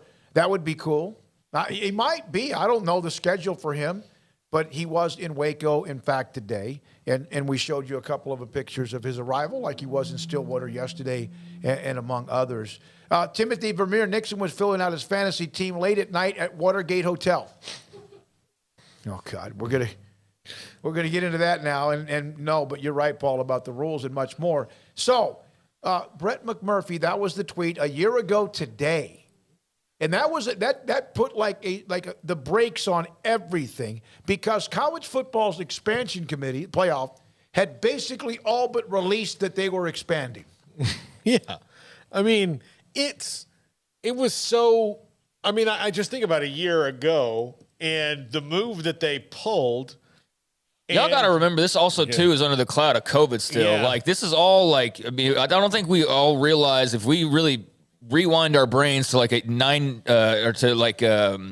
15, 18 months ago, like we were all thinking a little bit differently as well, And plus part of the college football playoff expansion was, hey, we've lost some money because of COVID. How do we get it back? Let's expand the playoff. Yep. And then everybody, they had this whole subcommittee that worked up a plan that for the first time in my life as a college football fan, like Craig said earlier, nothing's ever been done for me as a college football fan. Like they handed something out and I read it and went, this is something that feels exciting to me. Like they listened. The 4-team playoff was like they begrudgingly did it. Like, all right, shut the F up about it. We'll do something. And then all of a sudden, here you go. And it's this great playoff. And then you think, well, there's no way that anybody can get in the way of this. And, because of the COVID and all this. And then, Texas, no, you leave. The alliance happens. And then everything got slowed. And everybody's wondering at the time because the excuses that were given out were bogus. It was the things you hear well, we can't do it now because there's a lot to consider. And what about automatic qualifiers? And, you read the proposal that they had and you're like, well, if 12 teams get in and it's the top 6 ranked conference champions are going to get in, if you're a Power 5 team, what is the scenario you see where one of your teams is not the top 6 ranked conference champion, or not even in the next 6. So your conference champion would be 13th? Like, what idea is in your head that that's even possible based on how college football has gone, not just recently, but forever? And all of that was talking point nonsense to get done what Kevin Warren wanted to get done, which was to slow the roll so that he had more say in this. Now everything has gone completely his way, and he's like, oh, yeah, no, I've backed off that. Well, he never backed off of it. He never really believed it. It was just a BS talking point that they could use to slow the roll. Adam Martin, schools left out of this realignment need to be positioning themselves with Amazon, Apple, and other streaming services to negotiate their own college football playoff. Will those platforms want it? No, probably not. No. But thank you, Adam. Appreciate it. To hell with them. I hope they go bankrupt. Hopefully not. You're talking about us. But yeah, no. I mean, I understand the sentiment, but if I had to go look into a crystal ball, I don't think we're going into a direction where a lot of those, whatever, I guess I don't even want to call it like secondary, because I certainly don't feel that way. And some of the programs we cover are going to be considered that. I mean, the remaining Big 12 basically, but I don't feel that way. I do think that's ultimately going to be a really fascinating question, but only if it goes into a direction where, like, break glass, worst case scenario, emergency happens, and you really do have like this splitting off of where, a couple conferences decide, like, we're just so much bigger and so much, richer and so much everything. We need to crown our national champions. I need to see what that would look like. And that's a total, it's imaginary right now to even think about. Like, there's nothing to that necessarily. It's just us all trying to predict what this could be moving towards. And if it eventually moves towards that, I'd need to see what that landscape actually looks like before going, like, yeah, that would absolutely be the national champion, because there could be an argument that there's way too many teams being left out of the fray. But again, we're not near there yet. It feels like we're getting close to that, but I still think we're a bit of a ways from like a break off of that magnitude. And there's a lot of people involved that still maintain that would never happen, that you would never see the majority of schools left to the wayside simply for the 20 to 30 to 40. It depends on who you ask. It depends on who you ask. But there are people in big positions that don't feel that way. Stephen Snook, why in Hell's Kitchen would anyone ever believe the Big Ten was going to help the Pac-12 and ACC? The biggest question is why those two conferences were like, man, Kevin's a nice guy. I mean, I'll go back to what I just said. I think everybody forgets that we were in the middle of COVID right then. Like, was everybody thinking the exact same way back then? I think we were all just, think about it.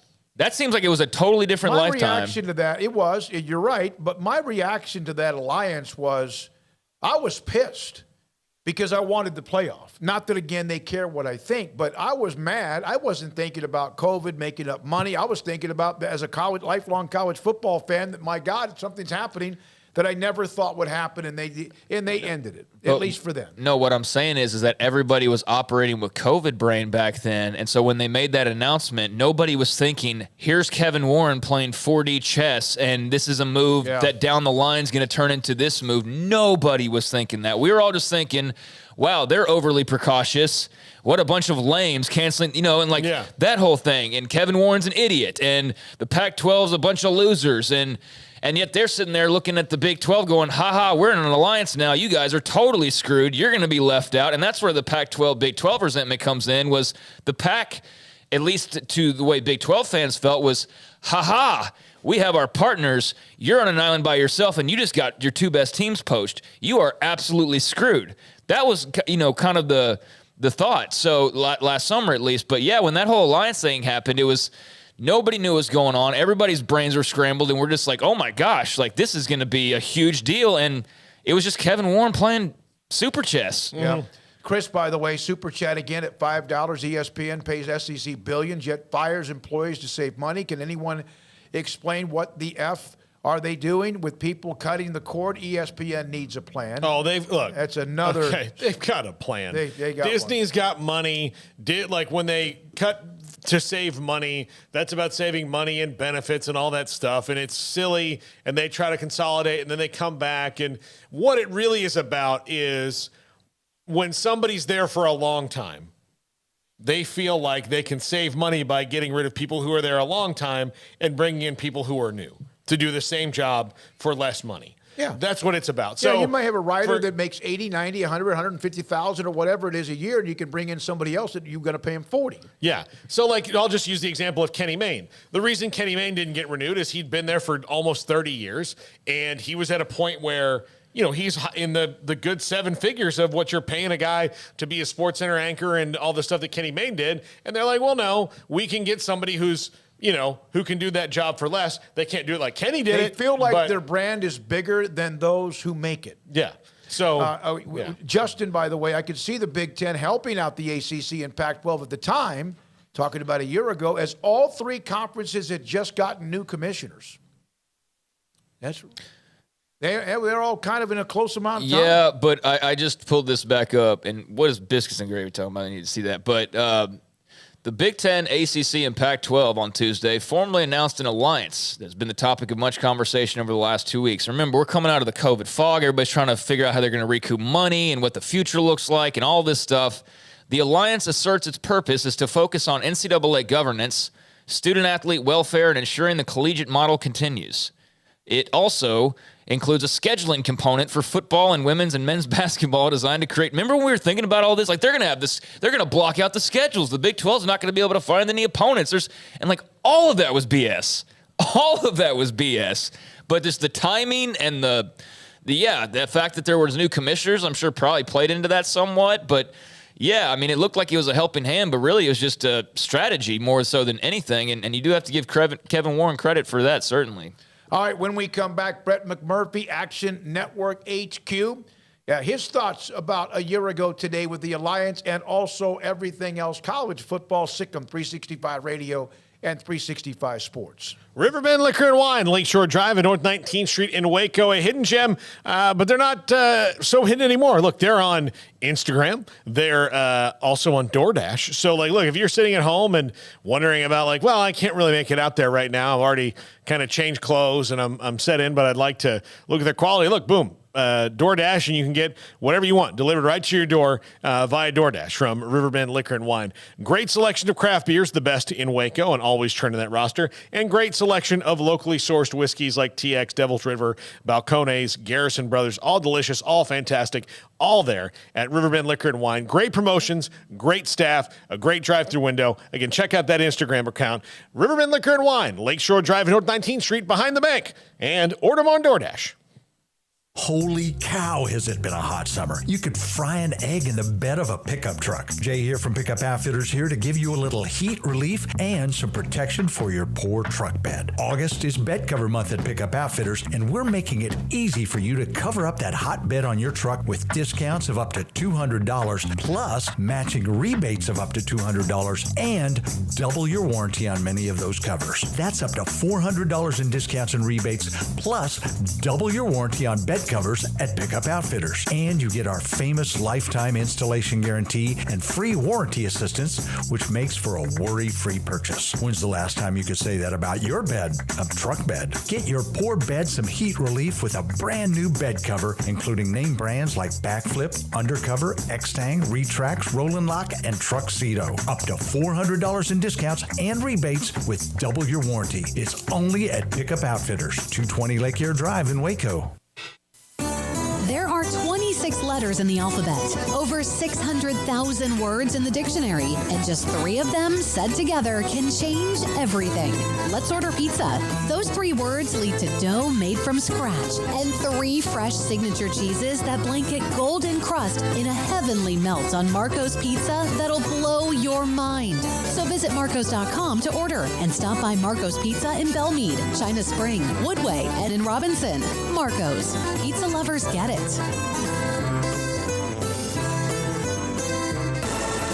Did you know that Waco Regional Tennis and Fitness is a partner of the City of Waco? Did you know that we are open to the public?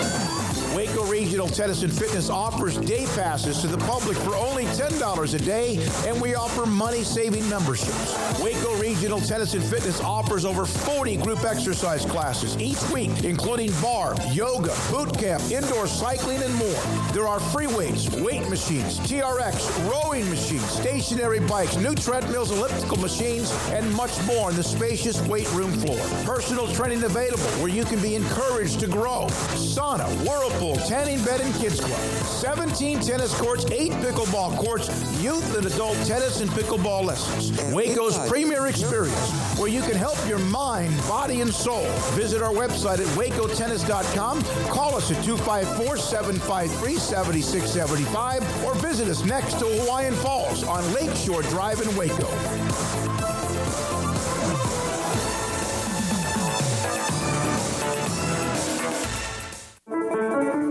One size fits all. That may be all right for an adjustable belt or cheap sunglasses, but when it comes to your financial needs, no one wants a one-size-fits-all strategy. Cam Heathcott, your Edward Jones financial advisor, knows that his most important goals are yours. That's why he takes the time to understand your needs. Knowing you, that's how Edward Jones makes sense of investing. Cam Heathcott, covering Conroe and Houston, 936-756-7717 or cam.heathcott@edwardjones.com. Edward Jones, member SIPC. Brad Boozer Jeweler joins us on Sikkim 365 Radio. I've seen people walk in there. First of all, you have so much to show, whether necklaces, bracelets, rings. You have the watches. You have numerous great watches as well. You really have pretty much everything, don't you, when it comes to jewelry? That's correct. Kind of a one-stop shop and all. And the fact that we have the 2 jewelers on staff, the repairs we can do, the fixing of your jewelry, and the remaking of any jewelry has really set us apart from anybody else. You want to know why they're successful? Brad Boozer, the owner of Boozer's Jewelers on the corner of Valley Mills and Lake Air in Waco.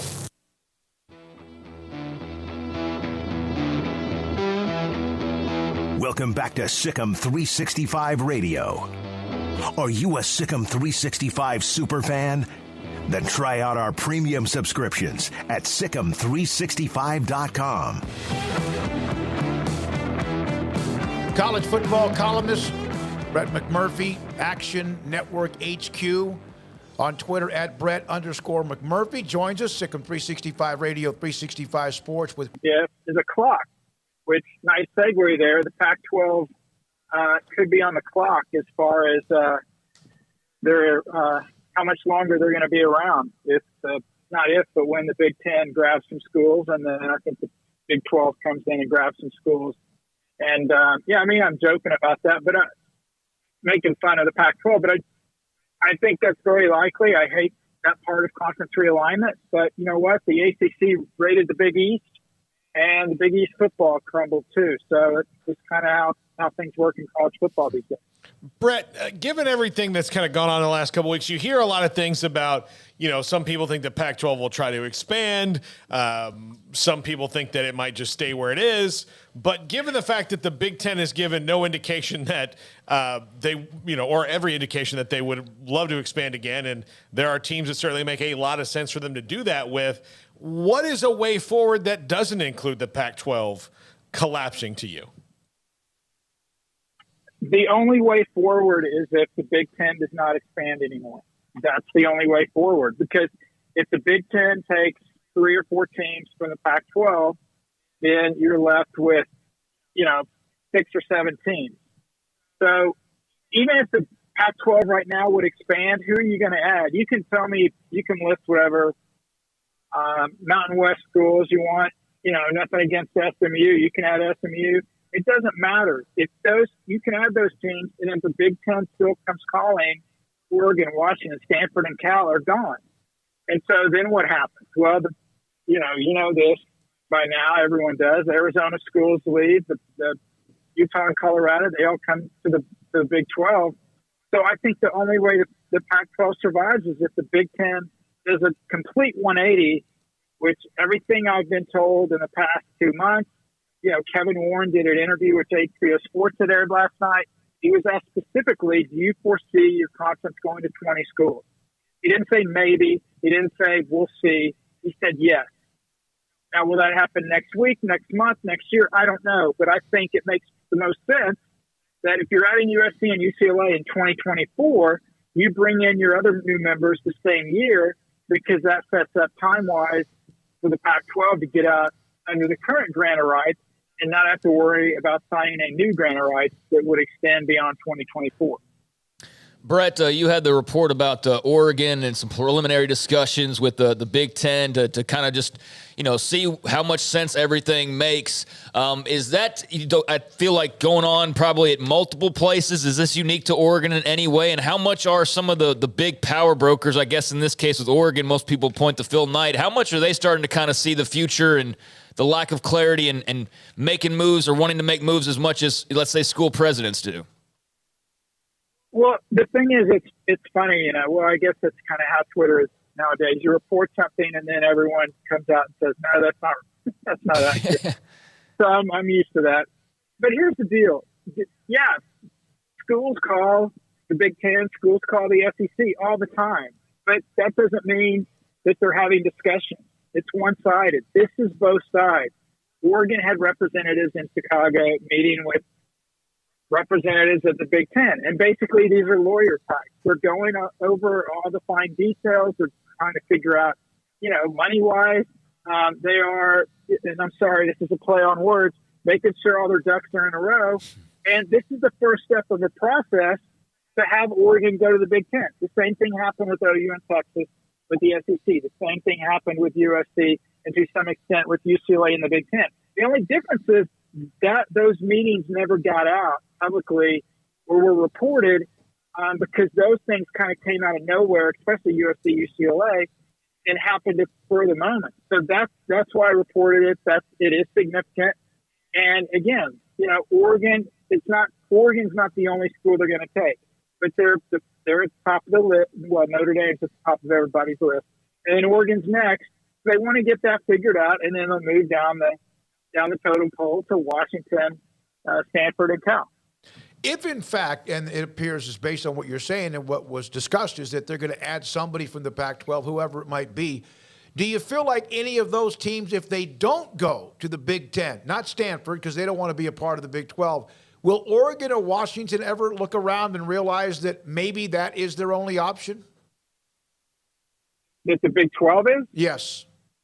I guess if you're saying the Big Ten does not invite them and the Big Ten takes some other schools? Yes. Based on the Pac-12 being down to 6 schools. It's a Pac. We'll say the Big Ten, a miracle happens and the ACC grant of rights, mysteriously disappears and isn't, go on for the next 14 years. And the Big Ten can now raise the ACC. The SEC obviously would grab teams from the ACC. And Oregon, Washington gets stuck, out there. Then I don't necessarily know if they would come to the Big 12. If the conference stays intact, if the Big Ten doesn't take any schools for the Pac-12, I think they would stay there. Now, if the Big Ten, for some strange reason, wanted Stanford and Cal instead of Oregon with Washington, which I'm being told that's not going to happen, then I guess, that would be possible. I just think that's very, very unlikely in that scenario. But if the Big Ten decided to stay put, I mean, certainly they would listen to the Big 12, but I think they would be fine to stay as a 10-team league if nobody from the Pac-12 gets taken by the Big Ten or any other league. Yeah, we heard the reports also that Notre Dame was the only one that had a specific dollar figure attached to them in an escalator clause. But Brett, given a rule change that would hurt Notre Dame, I mean, is that still just pie in the sky thinking from the Big Ten? I don't necessarily think so. I think, at the end of the day, Notre Dame prefers to remain an independent. I've always said that I thought Notre Dame would remain an independent until the end of time. And I still think that. The only way that changes, there's 2 ways that changes, is if the Big Ten gets to 20 and the SEC gets to 20. Both of those conferences are now playing 10 games. The Big 12 would be at 16 in that scenario. The Big 12 would be playing 9, maybe 10 conference games. Who's left for Notre Dame to play at that point? I mean, NBC is not going to pay $60 million for Notre Dame to play Ball State every week. So that would be one way that Notre Dame would kind of be nudged into a conference. The other way is, we've got 4 years left on the college football playoff 14 format. The playoff is going to expand. What's it going to look like? We have no idea. Those guys haven't been able to figure that out. They'll meet in the next month or so. But if somehow, some way, the new playoff going forward 4 years from now, if there's a heavy emphasis on being in a conference, that could perhaps nudge Notre Dame to the Big Ten. But it's unlikely the SEC would be for any proposal that puts an emphasis on conference affiliation. They just simply want the best teams based on the ratings, no matter what conference they're in. One, because they will benefit the most from that. And two, they know if there's a lot of restrictions regarding having to be in a conference, that would nudge Notre Dame to the Big Ten. And that's the last thing the SEC wants to do is help out the Big Ten. Brett McMurphy, again, Action Network HQ with us, Sikkim 365 Radio and 365 Sports. We've all said this, and it's such a simple question, but can you wait until they're or can you not wait? Like, my goodness, let's play games. Let's have wins and losses, stats, quarterbacks, whatever else. Yeah, I can't. It's funny. I can't wait. And then it's like we're watching Nebraska and Northwestern, and I guarantee you guys need to put it over under. I kickoffs at around 12:30 Eastern time. Like, how many minutes into the game will somebody tweet, Fox is paying, $1 billion for this, after the first fumbled punt or snap over the quarterback's head or something like that. But hey, that's what makes college football great is everybody loves their own school, and then everybody likes to make fun of every other school. Brett, in terms of the Big 12, Brett Yormark, he's doing his college campus tours. He was in Waco today, visiting Baylor. Obviously, their deal doesn't come up for, a couple, 2 to 3 years from now. But in the end, there's not going to be 3-4 super mega conferences. It's very clear that two are kind of pulling away, and the Pac-12 is in the midst of, some sort of transformation. What do you think ultimately is kind of the path for Brett Yormark and the Big 12? Do they just have to be on defense at all times? Are they avoiding the inevitable? Kind of how do you view the Big 12 in the grand scheme of things in this ever-changing, landscape? Well, I'm an Oklahoma State guy, and I know when he was in Stillwater, we let him ride a horse. So hopefully you guys had him wrestle a bear when he was in Waco. Look, as an Oklahoma State alum, I'm being very honest with it. The Big 12 is in a great position. Why is that? Because they're better than the Pac-12? No, not necessarily. They might be. That's an argument. I could argue either way. They're in a better position because, very honestly, the Big 10 doesn't want anybody from the Big 12. Yeah. The SEC already got Texas and Oklahoma. They don't want anybody from the Big 12, or they would have took them already. So because of that, the Big 12 is in a better position than the Pac-12 because the Pac-12's future is dependent on what the Big 10 does. That's not the case with the Big 12. Nobody wants anybody from the Big 12. I say that as an Oklahoma State one. That's the best position to be in. When Texas and OU left, there was concern that the Big 12 may implode. The Pac-12 may come in and scoop up some teams, and they had the opportunity. They decided they wanted to stay put. Why? Because those Big 12 schools would not have added value to them. That's probably smart, but now looking at it, they never probably could have envisioned the Big 10 would come in and take 6 of their schools. So the Big 12 is in great position. I think they'll end up with 16 schools. You talked about, we've got the 2 super conferences. I like to call them King Kong and Godzilla. Mm-hmm. You can figure out which one's which, whoever your favorite monster is. And then everybody else is just trying to survive. Right. We used to have 6 AQ conferences till the ACC raided the Big East. And unfortunately, I don't like this for college football, but I think we're only going to have 4 power conferences in the very near future. And that will be the Big 12 and ACC with King Kong and Godzilla. The Pac-12 has been around 107 years. I don't think they're going to make it 110 years. Brett, how do you think this will affect the schools as they make moves going forward? Do you think that they're all in earnest of trying to make a Pac-12 TV deal? If you're Oregon and Washington, are you 1 foot in, 1 foot out? Yeah, how enthusiastic is Oregon and Washington about signing a Pac-12 deal? And sources told me they're probably going to try to get a 5 to 6 year deal. But still, if let's say you guys were headed, you knew that you had talked with somebody else about another potential job, And it's very likely that you were going to get it. And, oh, by the way, you were going to double your salary. And your boss comes to you and says, hey, we want you to sign a commitment for the next 5 years. You know, you're going to stammer and stutter and, you know, Craig Smoak, Kevin Warren, etc. When you have conferences that make, you know, double the money and media rights come after you, there's nothing a commissioner can do. It's all up to the schools. And everyone likes to blame the conferences. Well, it's the conference's fault. The commissioner's not doing anything. Nobody forced OU and Texas to lead the Big 12. Nobody forced USC and UCLA to lead the Pac-12. These schools make their individual decisions based on what's best for the long-term security, or at least what they perceive the long-term security of those schools. And basically, the Pac-12 right now they're in a gunfight with the plastic sport, and it's not going to end up pretty, I don't think.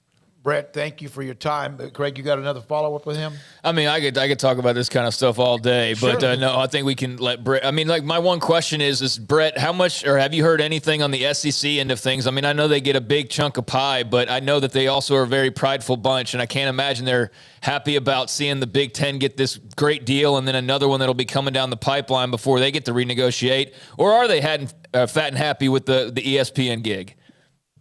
Come on, none of these guys are ever fat and happy as far as money. Maybe fat, but not happy. Right. No, the SEC, they're going to get, you know, the numbers haven't come out yet. They're going to get a monster deal that will be comparable with the Big Ten. And there will be, you know, a number of people, probably myself, tweeting the value of each one. And then both conferences will dispute it and say, no, we make more, whatever. And, you know, the SEC will just sit back and polish their 12 national championships in the last 16 years. Yeah.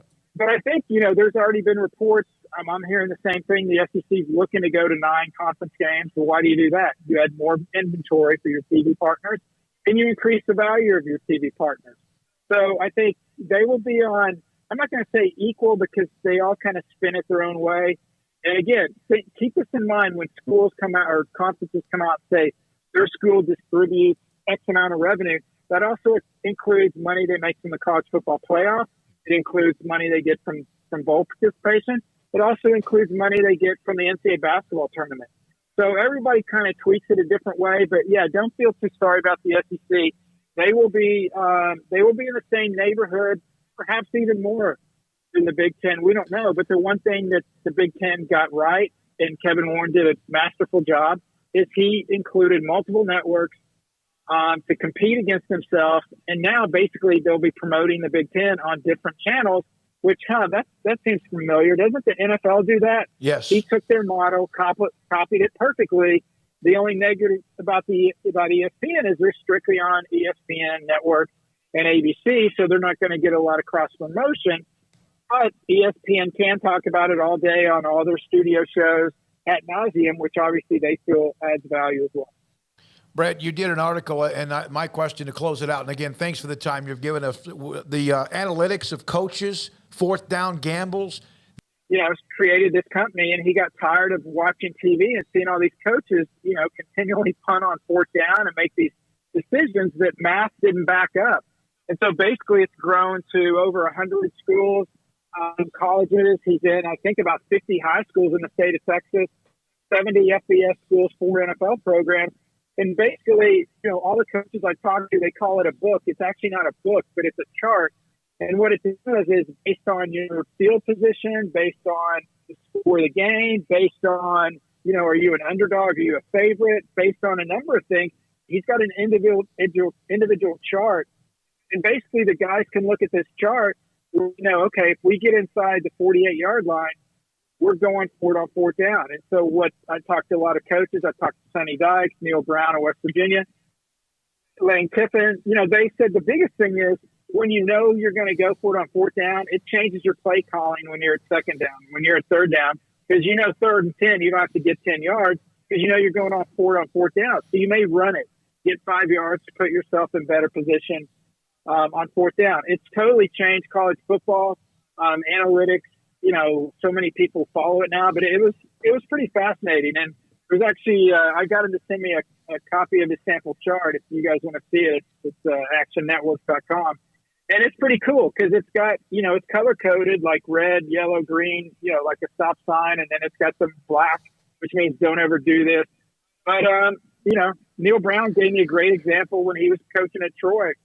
4th and 1 from his own 34. They're 35-point underdogs. During the second quarter, the book said go for it. He went for it. They scored a 66-yard touchdown. They ended up only losing to Clemson by 7 points as a 35-point underdog.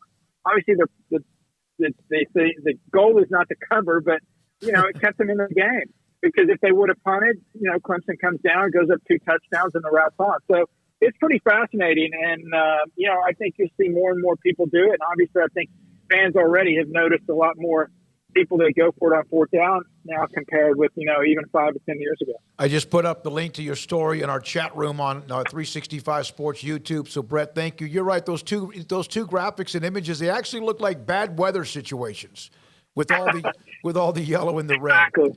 Thank you very much.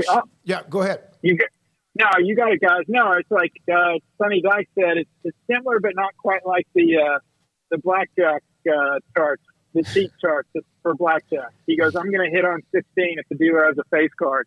But they have a lot of success. 13 of last year's top 25 final college football polls are clients of Championship Analytics. So a lot of people are on board with it. Thank you, Brett. As always, Brett McMurphy, some great knowledge and insight with what he has, of course, learned and what he's written as well in many things college football. We appreciate his time. ActionNetworkHQ.com, and some of you on the chat room obviously enjoyed the segment. Would like to hear more from him as well. It's 4:55. The 5 o'clock hour includes John Machota at 5:30 on the Cowboys in the NFL, and then also Paul's Top 5 in about an hour. Sikkim 365 Radio and 365 Sports. Richard Carr, Buick GMC Cadillac. They have a lot of great deals and great customer service over on the lot at Richard Carr, Buick GMC Cadillac. That's where I've gotten my car fixed up a couple times now over the last 5-6 months or so, and got it back in a short amount of time, got it back without any hassles, and got it back without any problems. I don't know about you, but I have been to body shops or repairs, getting those done before, and you get your car back, you paid for the job to be done well, and then you find out, like, oh, well, now this thing's still loose, or that thing's still not quite working the way it's supposed to. I haven't had any of those issues at Richard Carr, despite having to go over there a couple times, as I said here recently. Donnie treats me like I'm somebody who bought my car there and has been there since day one, but that's not the case. I didn't originally buy my car at Richard Carr, but that's just part of the great customer service that they have. And you can be a part of that great customer service. Just call up the dealership, let them know your situation, and they'll square you away. But if you really want to get in bed, so to speak, with Richard Carr and get the full experience of what that dealership has to offer, then buy a vehicle, either new or pre-owned, from the dealership. And right now, they've got a lot of great deals going on. That includes the pre-owned cars and trucks. If you're looking to get into a vehicle right away, going new is probably not the best way, the quickest way to get into do a car, because of supply chain issues, microchip problems, whatever the case may be. The car market's gone crazy, but you can quickly get into a used or pre-owned car over at Richard Carr. They've got dozens of different models, cars, trucks, and SUVs that are available. So go over there, check out their 95 quality pre-owned cars and trucks in stock. All of them undergone a 172-point inspection, and you'll get top dollar on your trade with dozens of lending options. Richard Carr likes to say yes when others say no. But if you are looking to buy new, well, don't wait any longer. Get into a new car or truck or SUV as quickly as you can, and the way to do that is to get your name on the inbound vehicle list over at Richard Carr. Sign up, basically like putting a placeholder out there for you and your new car. So you go, you contact the dealership or go see them in person, say, I want this type of car, put me down. They put you down, and as soon as that car arrives, they will give you a call, and you will get into it as quickly as possible. So looking to buy pre-owned or used, they can get you into something today. Looking to get into something new, they'll get you on that inbound vehicle list and get you into a vehicle of your choosing as quickly as possible. For 23 years in Central Texas, Richard Carr has built a reputation as a people you can count on, run by proud Wacoans, proud Baylor Bears. Log on to richardcarr.com today. Call now or go see them now off Highway 6 at the Imperial exit. TFNB, your bank for life, is the official local bank of Baylor Athletics. Find out why more Central Texas are making TFNB their bank for life. Sign up for our Edge checking and savings accounts to earn interest or cash back. With 5 convenient locations and an award-winning mobile app, banking has never been easier. TFNB, your bank for life. Member FDIC. Automatic Chef Canteen is a full-service micro-market vending and office coffee provider with state-of-the-art vending equipment, a wide variety of products, and offering custom-fitted micro-market vending office coffee solutions for your employee break room. You want a full break room solution and a workplace oasis? Well, Automatic Chef Canteen, locally owned and operated for over 50 years in Central Texas, also includes in-house mechanics on call 24/7 for fast, reliable service and maintenance. Automatic Chef Canteen, 6900 Imperial Drive in Waco, or online at automaticchefcanteen.com. Don Humidor, your home with a 48-foot walk-in humidor with the elite cigar brands from around the world, including the #1 cigar of the year, Aging Room Cuatro Nicaragua. Plus, they have the great brands like Macanudo and Artur Fuente, Rocky Patel, Aston, and so much more. CBD, great for sore muscles, aches and pains, sleep, Vita Dreams, and anxiety, mild depression, general health and wellness. Their staff very knowledgeable on the subject. If anyone is curious about CBD, ask Carol and Ashley. Don Humidor in the Townwest Shopping Center off Valley Mills in Waco.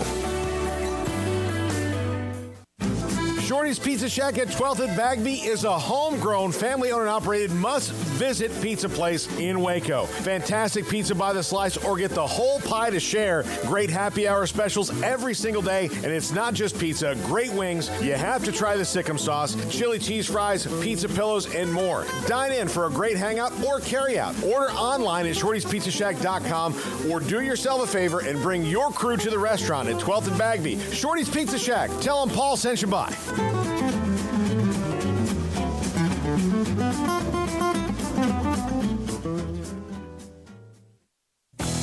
Three Nations Brewing Company has 16 different beers on draft with a new beer every Friday. It also offers 2 air-conditioned tap rooms, a large indoor beer hall, a second-floor mezzanine offering a great overview of the brewing company and equipment and patio where you can relax under the shade. Plus, you can now experience the new Three Nations Beer Garden Grill on our shaded patio. Grab a cold beer and enjoy a bite from our freshly prepared and delicious menu. Street tacos, quesadillas, freshly cooked burgers and dogs, and veggie burgers too. State Fair tornado fries, nachos, and so much more, all prepared and cooked on site. So come visit the award-winning Three Nations Brewing Company on East Vandergrift off I-35 in Carrollton.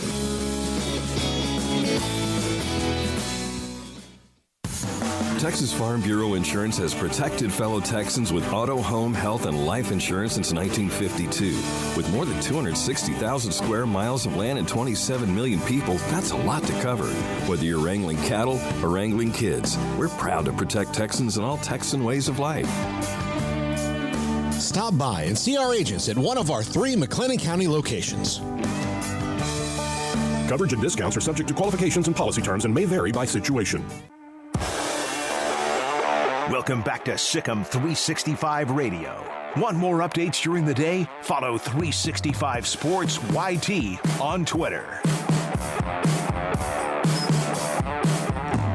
All right, we are going to here momentarily let you know in just a second exactly when. We'll open up the phone lines to take your calls. The chat room, of course, is constantly going just in every direction possible. It's awesome. It's just constantly being fed by different, I guess you could say, opinions, fan bases, rivalries, etc. One of the things that you heard Brett McMurphy say, and it was very emphatic, and it's true, the Big 12 or the Big 10 doesn't want, the reason the Big 12 is in pretty good shape is because the Big 10 doesn't want anybody in that conference. Texas and Oklahoma now part of the SEC or will be. And so that's not a negative, but that is also, yeah, they don't. And if they did, they would have already probably been in touch, and if they could be. And the other part of it is that that's a good thing because that means you don't have anybody trying to take anybody out of your conference, at least from what appears to be from the 10,000 feet level.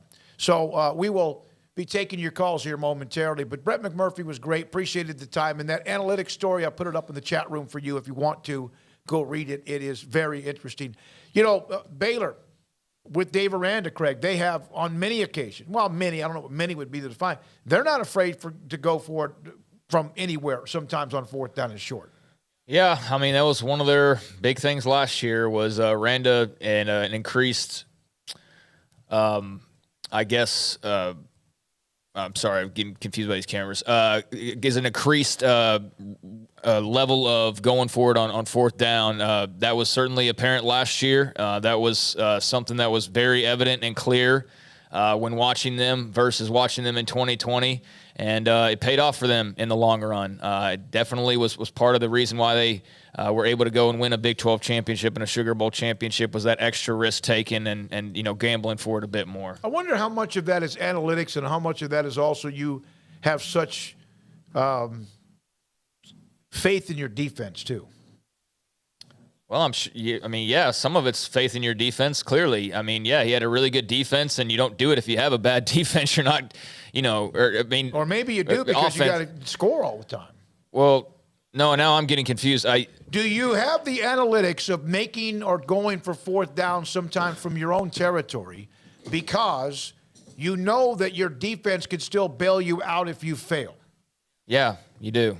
And, yeah, he obviously had a lot of confidence in his defense last season and a lot of confidence, though, as well in his offense to go for it quite a bit and feel like he could get it with Abram Smith picking up a yard whenever they needed him to. So, yeah, I mean, he clearly had confidence in both sides because you can't just do it because, I've got a good offense, I know I'll pick it up, and then run the risk of your shoddy defense not being able to stop anybody if you don't get it, and then things just go awry. So, yeah, I mean, complimentary football, and they had all three phases clicking and working well last year, and that's why he was able to do it and make it work more often than not. But we saw Matt Rule do it a bit too. I mean, like Brett's piece says, it's a common thing around college football now, these charts and their risks and guys going for it based off what the numbers tell them. So cool to see a little bit more insight into it. But again, yeah, Dave Aranda did it a lot more last year, and it paid off for him.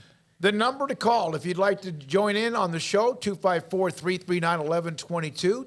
254-339-1122. That's also the text line, which we monitor throughout the show. But if you have a question, comment, opinion on college football, and it could be as simple as, are you ready now to just watch games? And maybe does that help take your mind off of all of the other turmoil, if that's the right word? It may not be. For some, it might be exhilarating with college football outside of the games on the field. Love to get your feedback on that. And is there a topic in college football that you think is not being talked about enough? Because I don't know what it would be, but possibly there's a topic you don't think might be talked about enough. Show memo. This will all be changing until college playoffs are done in several years. Needs to be negotiated. COVID made this all go faster with money loss from no fans in the stands, which we kind of went to and discussed a little bit earlier. It was trying to, and then it got slowed down because, again, Kevin Warren wanted it to go exactly how he wanted it to go, and so far he's batting 1,000. All right, again, the number, 254-339-1122. Give us your name, tell us where you're calling from, and also ask the question or make your point, and we'd love to hear from you now. Paul? All right, Chris in Missouri's got an NFL question. I had a question. Okay, so a year ago, the NFL was looking into the Washington Redskins for, I guess, taking pictures of cheerleaders naked, and somehow during the course of that, they ended up with emails that got what's his name from Oakland fired. But yet he got fired immediately, and I didn't see anything happening to Washington. I mean, how is that fair if he looks like a fall guy? Well, they're under – it's a great question because we always want to know how come Washington doesn't get hammered more. They did get fined. Well, they had a huge investigation. I don't know how much of that's ever going to hit, but they're under the microscope even now. Their owner's been, I guess – to try to at least step into the circle of understanding, Chris, the first thing you need to stop doing is assume that anything that happens to billionaires is fair compared to anybody else. It's not fair. It's not. It's not. So Daniel Snyder has rigged the game.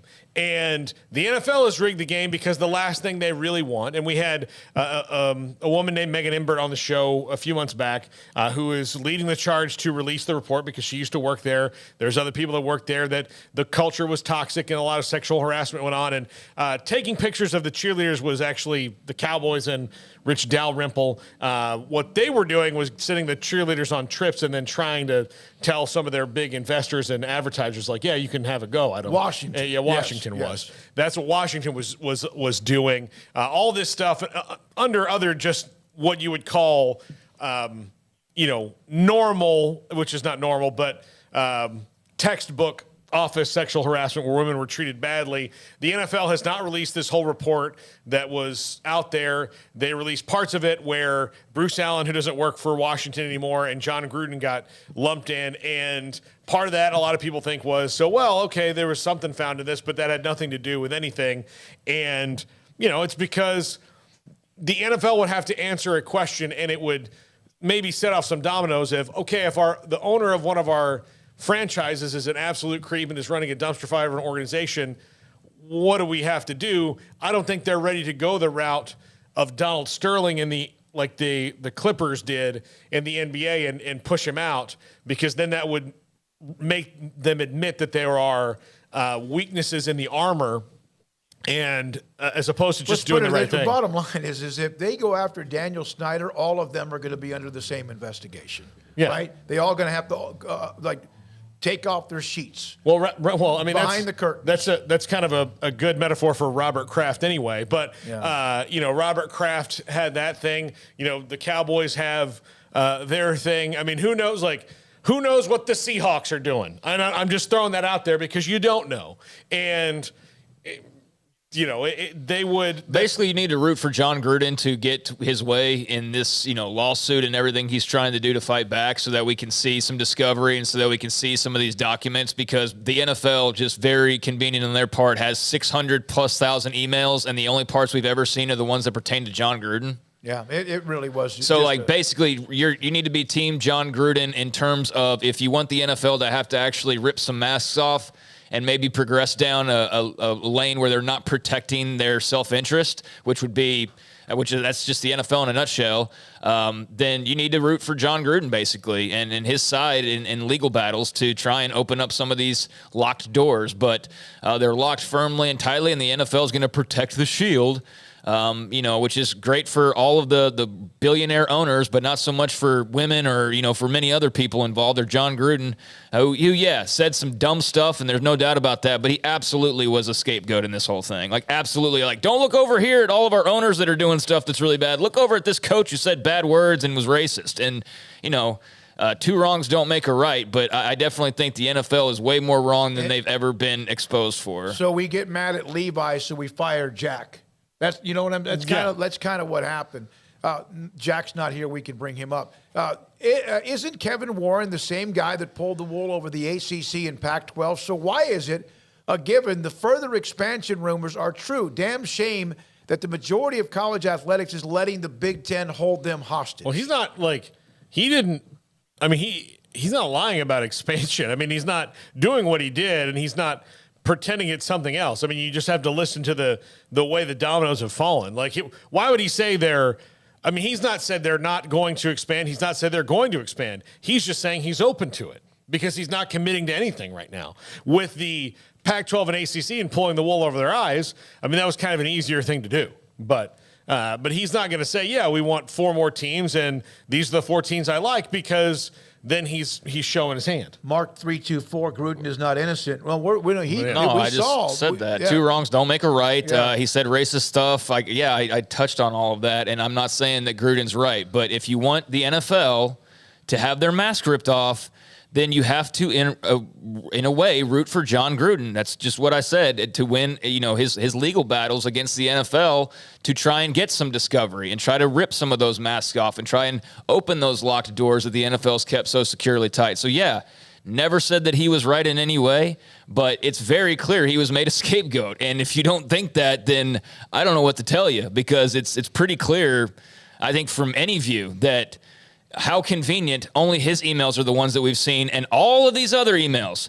600,000 emails. The only thing they could find was just John Gruden saying some bad stuff. Nothing on Daniel Snyder. And Adam Schefter being a shill. Oh, and Adam Schefter's the biggest shill in all of NFL coverage. I think that's become very clear. And look, I don't know the guy from Adam, but that's very clear. His copy and pasting from agents' texts that he receives, that's now happened on at least 2 occasions I can think of over the last year.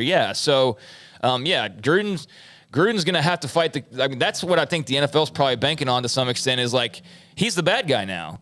So there's not going to be a lot of people that probably look past what he said and think that he's got some merit or some case against the NFL, but, he does, I believe. And the longer they can make this battle last in court, I think the more that maybe we see some of that, of what the NFL has been trying to keep privy of it only to their own eyes. Maybe that's how we see some of that. Or they just have the greatest lawyers in the world and it remains as is, and Gruden's a pariah and gets, shuttled away, and the NFL keeps going about its business with all their dirty secrets behind closed doors.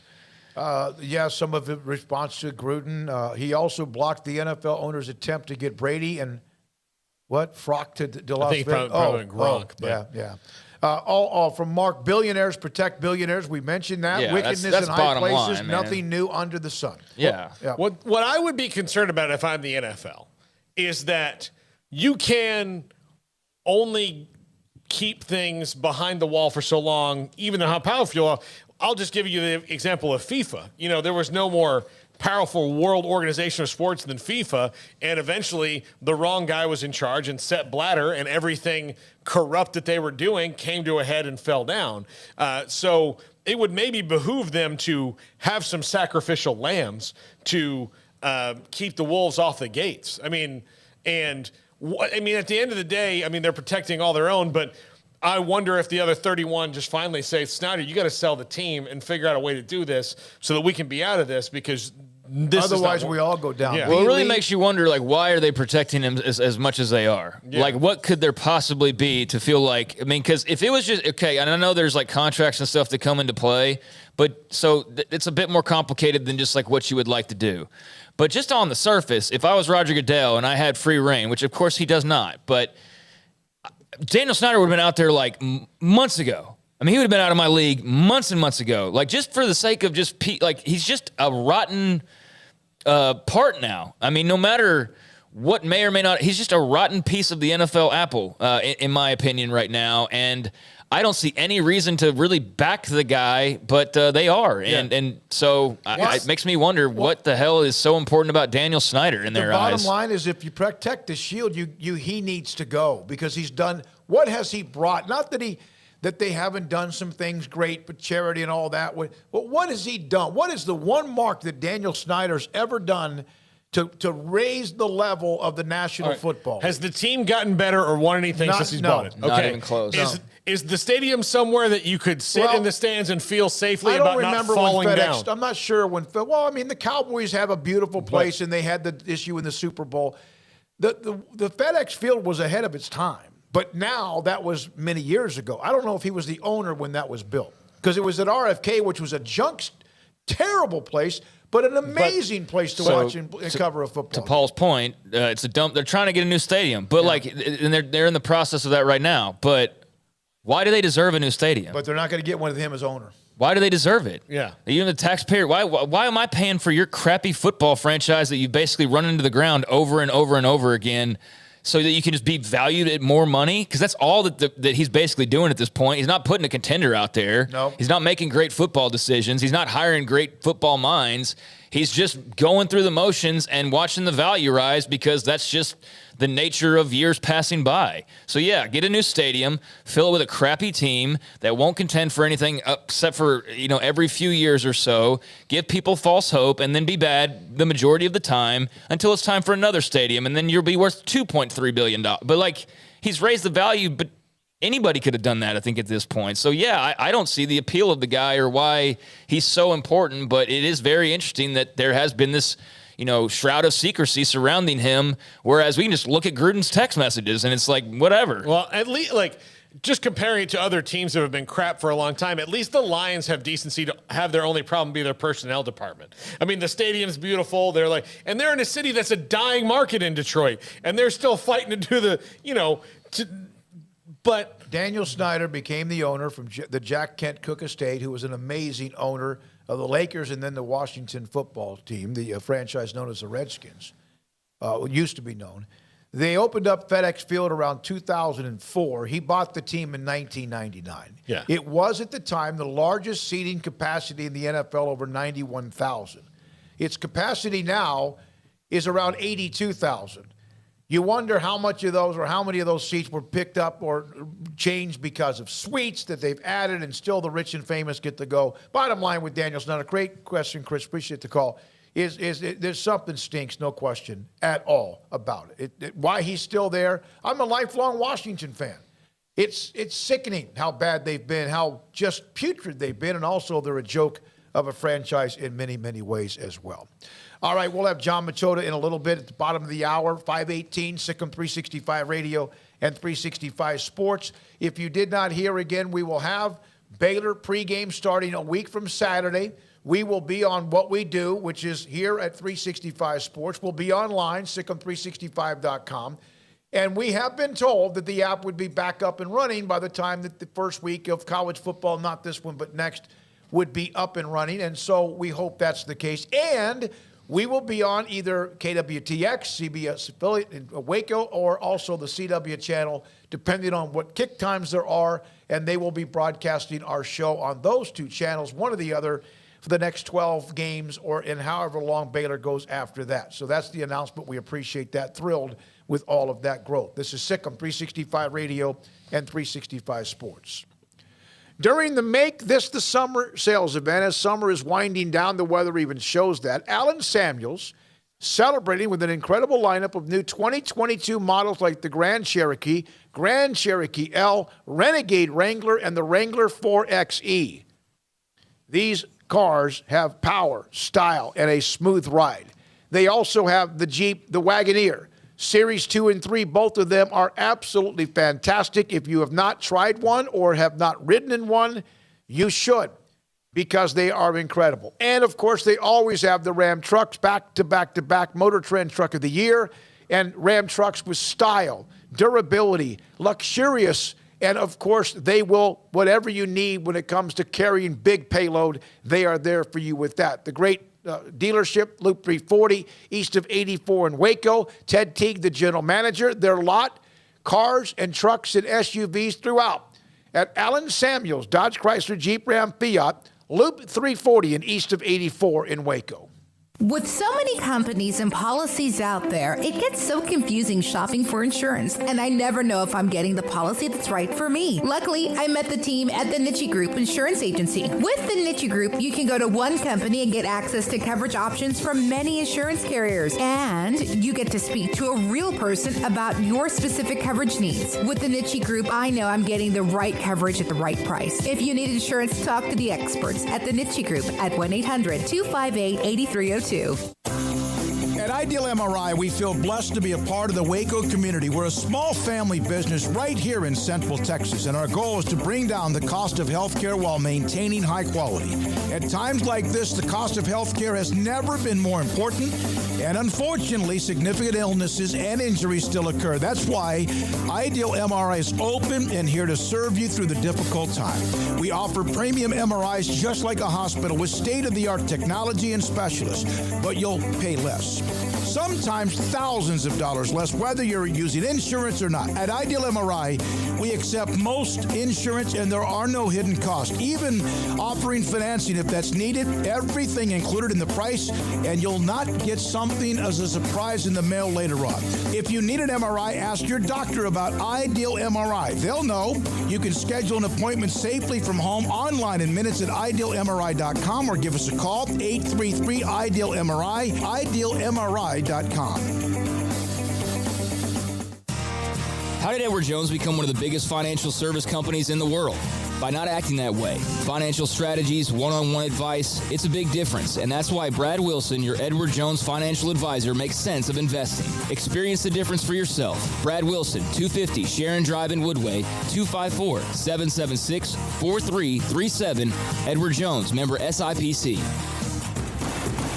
Hey, this is Bryce Petty, former starting quarterback and two-time Big 12 champion, and I know firsthand the importance of being in top shape both on and off the field. So listen up, men. If you're feeling beat down day in and day out and looking for that high-performance edge that separates the men from the boys, then look no further than the Petty Clinic Low T in Waco. Petty Clinic is a comprehensive men's healthcare clinic with an atmosphere catering to men. Board-certified Dr. Kent Petty has a special interest in offering the highest quality medical care to men of all ages. Some of the services offered include food. Screening and treatment for low testosterone or thyroid, infertility, high blood pressure, diabetes, high cholesterol, sleep apnea, while offering comprehensive wellness exams and complete men's health lab panels. High performance men, remember, it's not just a petty thing. This is Bryce Petty, encouraging you to reach out and Google search Petty Clinic Low T or go to pettycliniclowt.com and get your complimentary lab screening today.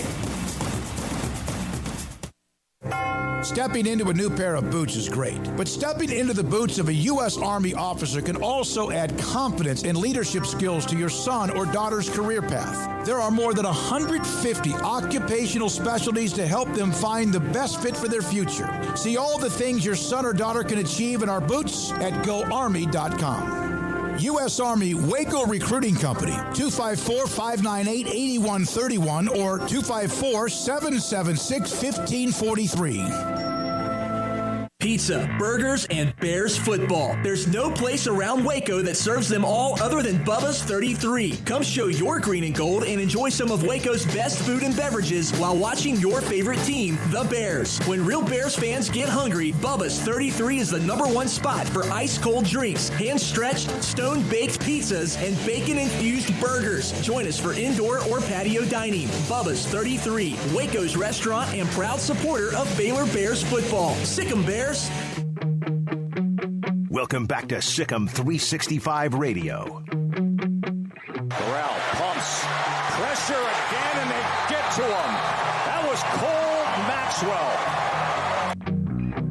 The 5 o'clock hour is sponsored by Edward Jones Investments with financial advisor Brad Wilson. Investing his time and experience back to you and your money during today's changing times. Edward Jones, making sense of investing. Now here's David Smoak, Paul Catalina, and Craig Smoak. Sick'em 365 Radio, 365 Sports. We are again on until 6 o'clock. We'll have John Machota on the Cowboys in the NFL here momentarily. Garrett, I want to go back to the Dane Brugler list of the top 5 NFL draft prospects for the 2023 draft. We did this earlier today. I told Garrett he could delete them. Oh, you deleted them already. That's my fault. That's my fault. Why would you delete it until the end of the show? Well, because I didn't think we were coming back to it. Well, we've done that a couple of different times, but that's good. That's okay. That's okay. There was players from the Big 12, including at number 12, Bijan Robinson and Siaka Ika. At 13, Baylor's big defensive tackle. A couple of the names, Will McDonald IV was a part of it. What's it, Wilson? Is it Wilson from Texas Tech? And then also Quentin Johnston, the wide receiver who played high school ball here locally at Temple in the Central Texas area from TCU. But we had that graphic on earlier in the day. We also did something the other day when we're going to do this on occasion, maybe once a week, randomly, from the College Football Blitz. It's a great email. You could probably sign up for it yourself.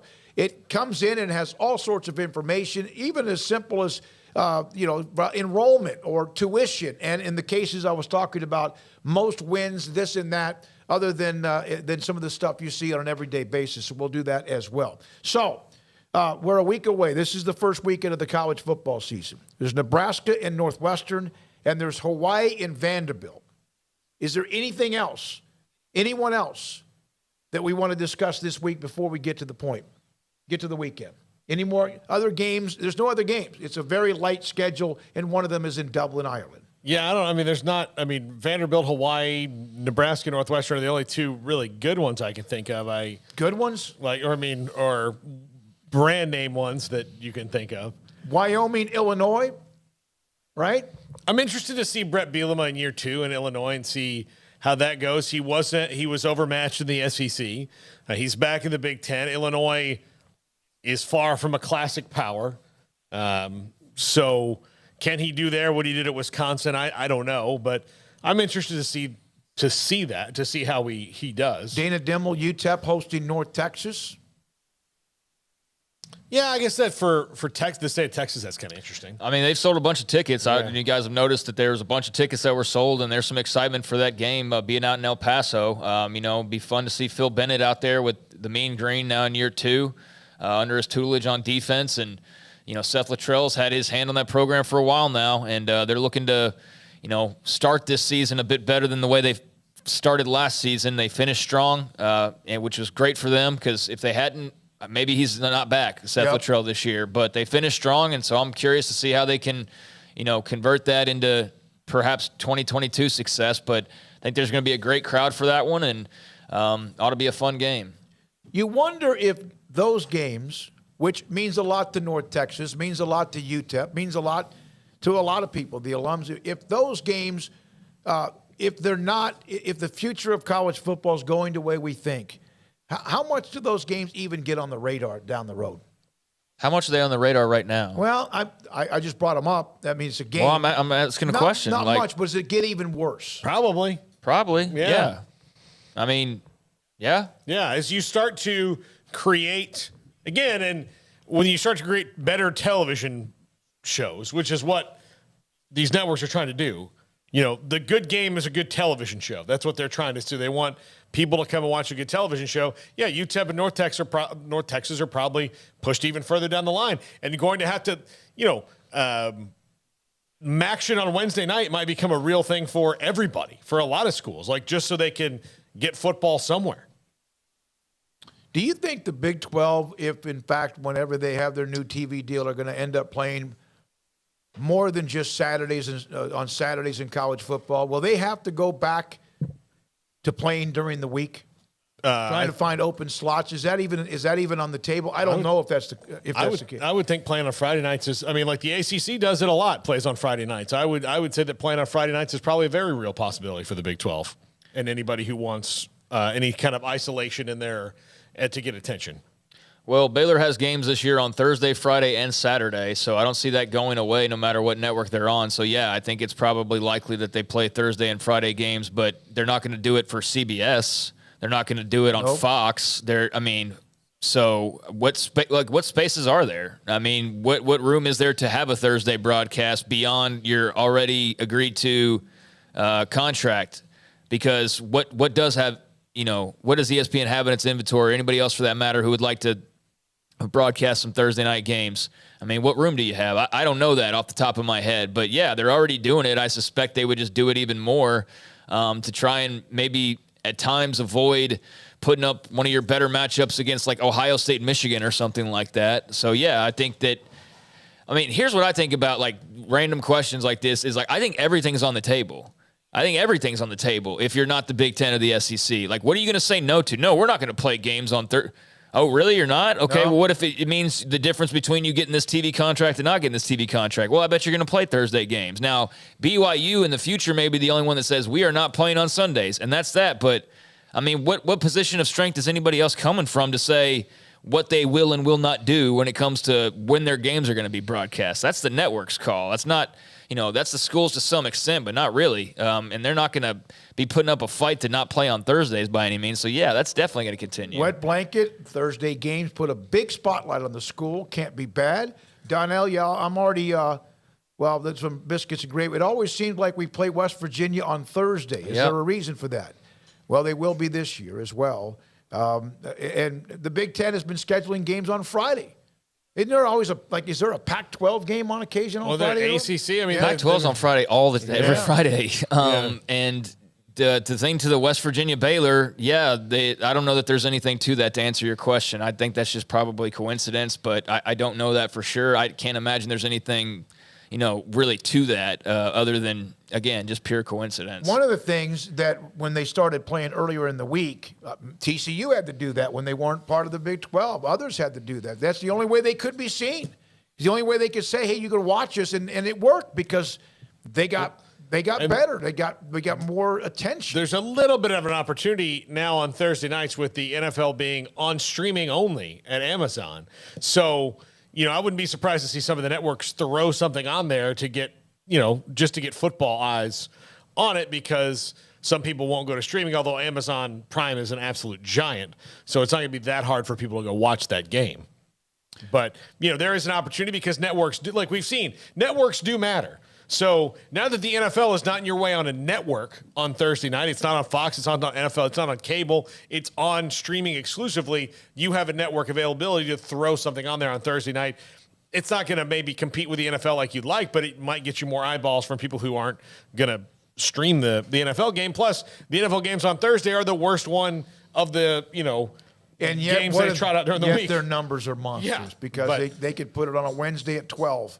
It wouldn't matter most likely with them. From the 402, say the Pac-12 does break up and the Big 12 does receive applications from the four corner schools. Without the Pac-12, there will be less competition with big conferences trying to get viewers out west. So does the Big 12 need to bring in all four corner schools, or can they be selective and get more bang for their buck by taking less or choosing even G5 options? If the Big 12 takes in Arizona, do they bring in Arizona State? Well, that's obviously a question we've been discussing for about 2 months or so. The G5 thing is what they're bringing in, but all of them at a level that they were ready for the next level. If you say the four corner schools are in the water, all of a sudden, do any of the G5 options, San Diego State, UNLV, even Boise State or Memphis, do those even compare to the four that you could bring in? Probably not. In that you'd have Utah, Colorado, and the Arizona schools. I think all those schools that were on the table early in the fall last year, if there would have been more expansion, those are all right now just going to have to wait. They would have to hope that the Big 12 went to 20. Yeah, they're going to have to wait. I don't know. I think San Diego State would be a fun wild card. I don't know about the rest of. I have no desire to see SMU in the Big 12. I think that would be just entirely pointless. But I know that there's a school of thought of like what they could grow into. Well, then you have to look at San Diego State in the same way, and I think that they make a ton of sense if you're looking to, again, have a bit more of a wild card, because I don't know how much they bring in comparison to some of these Pac-12 options, but they do seem like they'd be, potentially a brand that could grow immensely, and the location's obviously ideal. You don't have any California representation. I know you don't get a ton with San Diego State, but it's better than what you got. So, I guess it's in the eye of Brett Yormark and the school presidents of what their ultimate goal really is, but I wouldn't put it past the Big 12 if they're adding four schools. I don't think it automatically means it's four Pac-12 schools.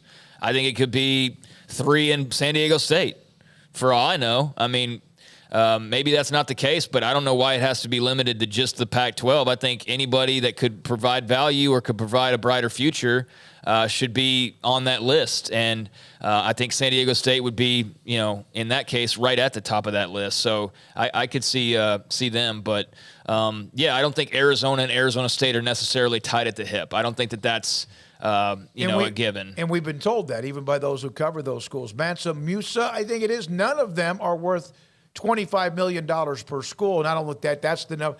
The talk about expansion, you have to make sure those you're bringing in will bring what is going to be, let's say in the Big 12, a $40 million or more year and on average value, and without watering down if you're going to get that in the first place. And that's why the Big Ten has to look, and they can be incredibly selective the rest of the way, and they will be, as is the SEC, and they will be. You have to bring in somebody that has the value of what you're about to get, and the Big Ten has to find somebody with the 70, 80, whatever million a year. Notre Dame is the only one that fits that criteria.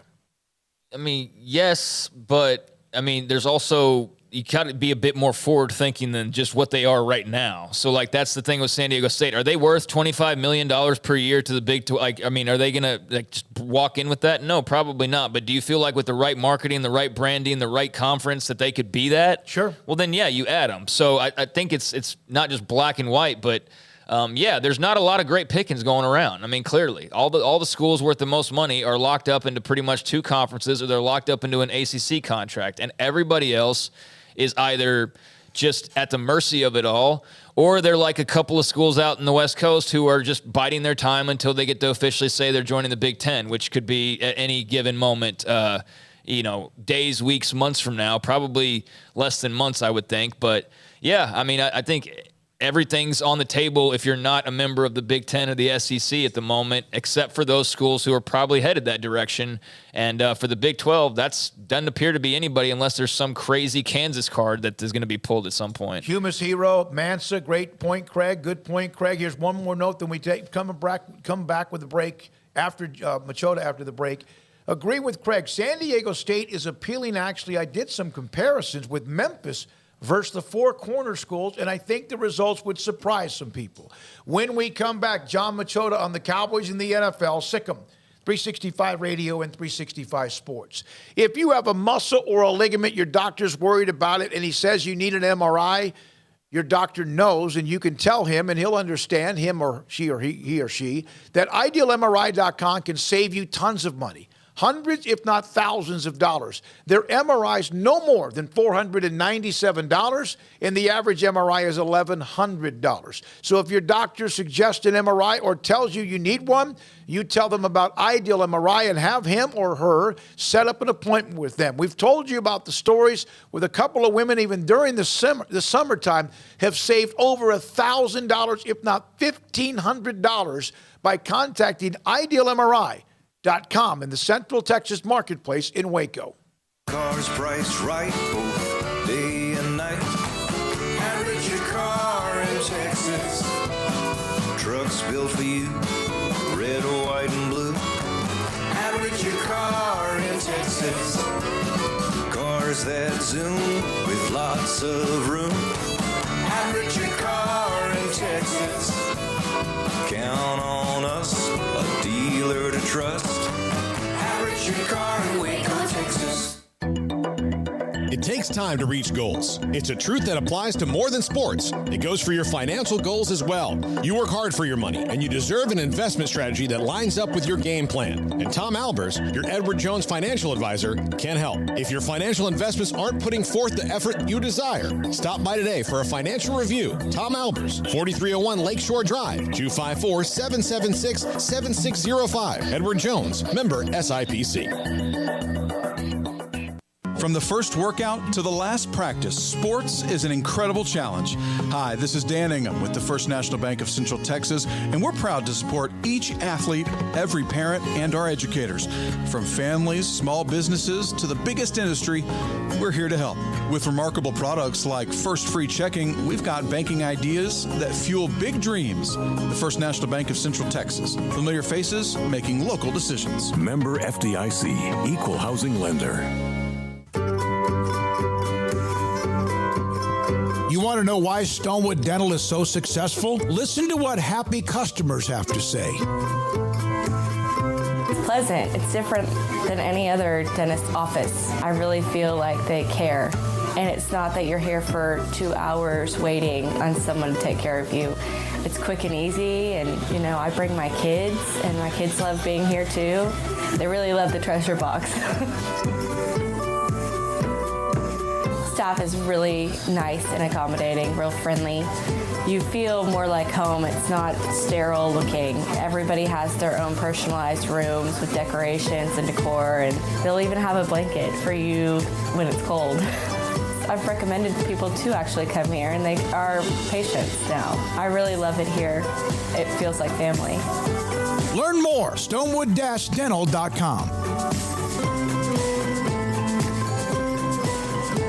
Brad Boozer, Boozer's Jeweler, joins us on Sikkim 365 Radio. Boozer's Jewelers on the corner of Valley Mills and Lake Air Drive. It's a staple of the Waco economy. And you're about to approach this time of the year where you have the holidays, special gifts. It's not that you don't have that every single day. What are some of the things you have coming up? We kind of call ourselves the wedding ring store. We do all of our own custom work in-house. I've got 2 expert jewelers on staff every day. We can make anything from scratch. We kind of pride ourselves. Probably 9 out of 10 every engagement ring we do is actually made custom to what the customer wants. People look at that, oh my God, I can't afford it. I can't afford something like that. You've shown me examples that you could fit pretty much any budget. It doesn't cost any more to custom make something. You still have gold, you still have diamonds, and you still have labor. Best thing about a custom piece is if you have any old jewelry or heirloom jewelry or something passed down from a grandma or somebody, we can take that jewelry and use it towards your wedding ring for the sentimental value, and then you've got the product, and then it's just a little bit of labor and a little bit of design on your part of what you actually want. You want to know why they're successful? Brad Boozer, the owner of Boozer's Jewelers on the corner of Valley Mills and Lake Air in Waco.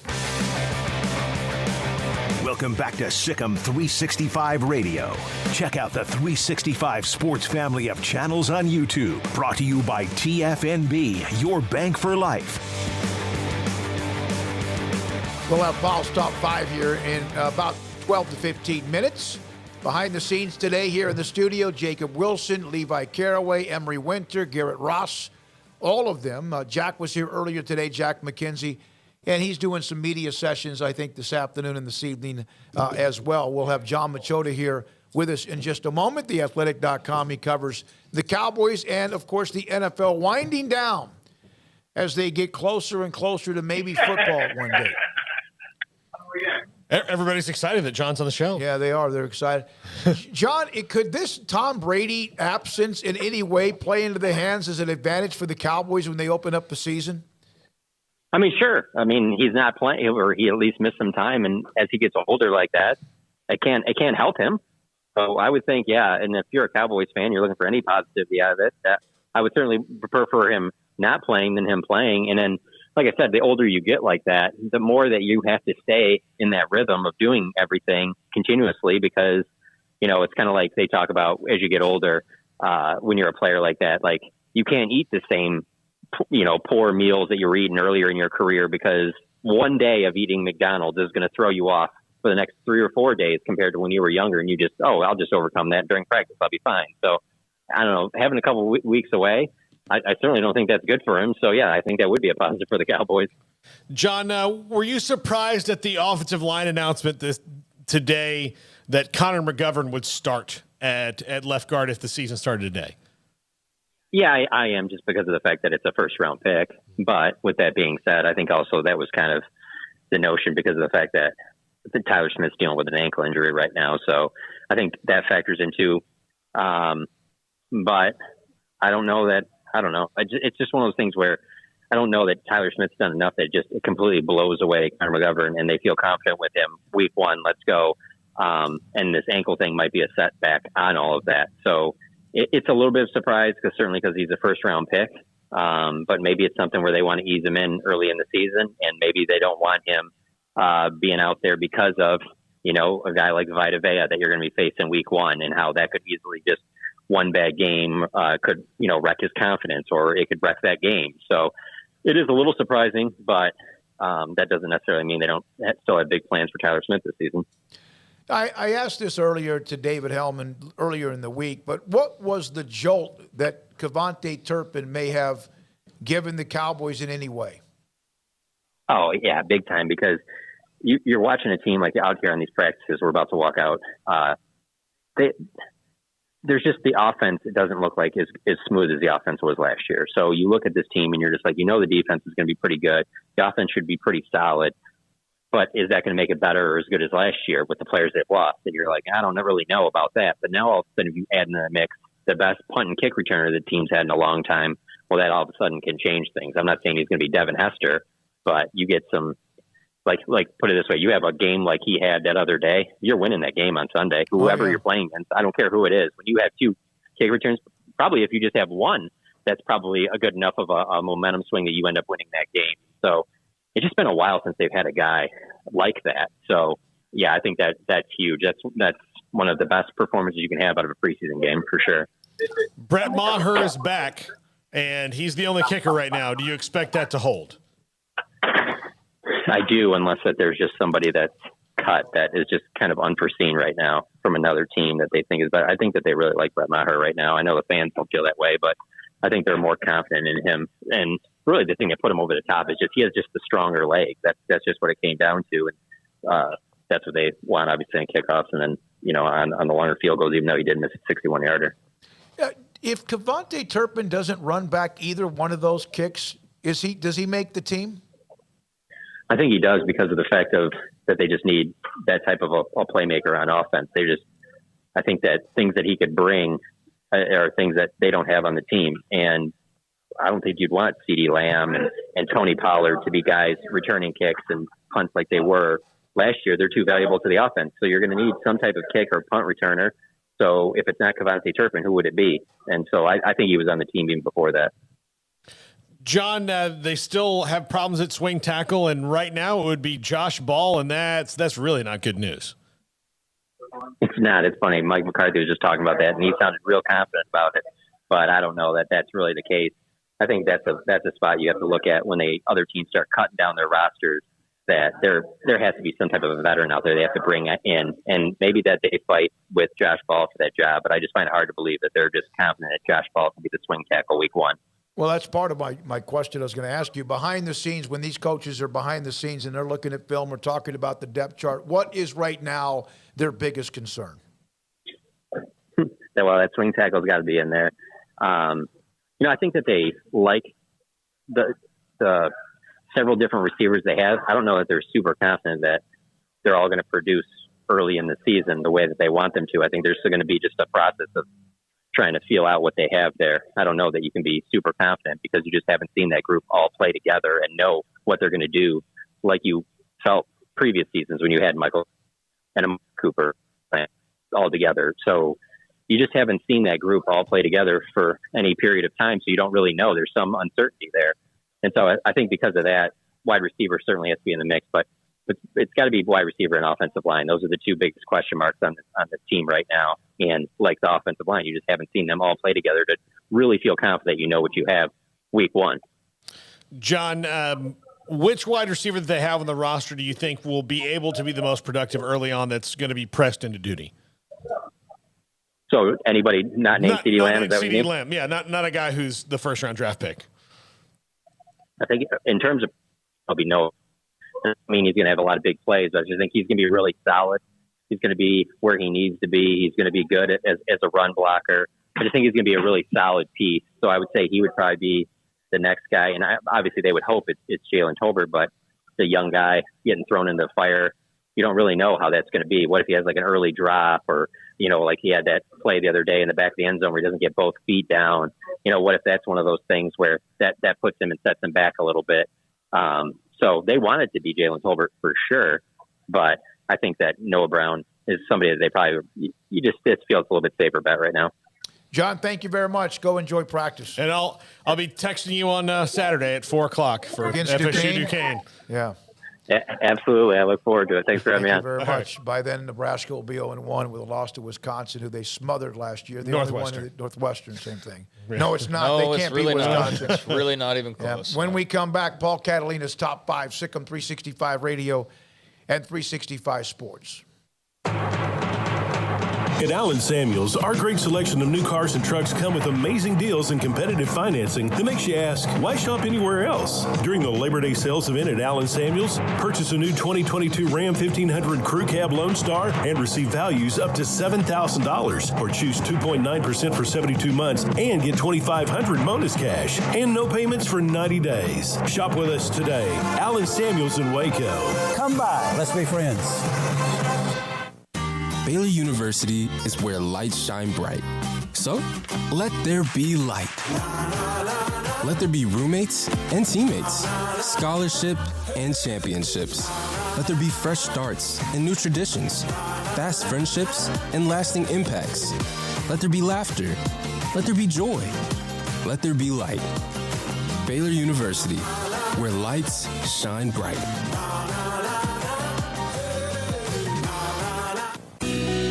Camille Johnson Realtors guide you seamlessly through the process of buying your dream home or selling your current one. Commercial, farm and ranch, or residential, Camille Johnson Realtors can smoothly and successfully lead you through any transaction. With a team of 28 experienced agents who are excited about serving you, Camille Johnson Realtors services the entire greater Waco area. If you're in the market to buy or sell, contact Camille Johnson Realtors, 104 Midway Center in Woodway, or find them online at www.camillejohnson.com. Camille Johnson Realtors, elegant, charming, warm. Welcome home. It's summertime. There's picnics, reunions, cookouts, and so much to do. And Waco Custom Marketplace on Lake Air Drive in Waco is your home for the butcher shop that can help you with beef, pork, poultry, and seafood. They are spectacular at being able to deliver you whatever cut of steak you want. Bone-in ribeye, however thick you want it, that's great. They'll do it. Sirloin, T-bone, porterhouse, bacon-wrapped filet. And, of course, as I mentioned, they have pork, poultry, and seafood. Their Norwegian salmon is spectacular. Also, all of the sauces and seasonings you'll ever need, all the ingredients you'll ever need to make sure you have that perfect, flawless taste. So it's delicious whenever you take something off the grill. And a full-fledged bakery as well, with fresh baked bread and kolaches every single day. Up and down the aisle of Waco Custom Marketplace, you also have what you need, from knickknacks to snacks to more, at 425 Lake Air Drive in Waco, Waco Custom Marketplace.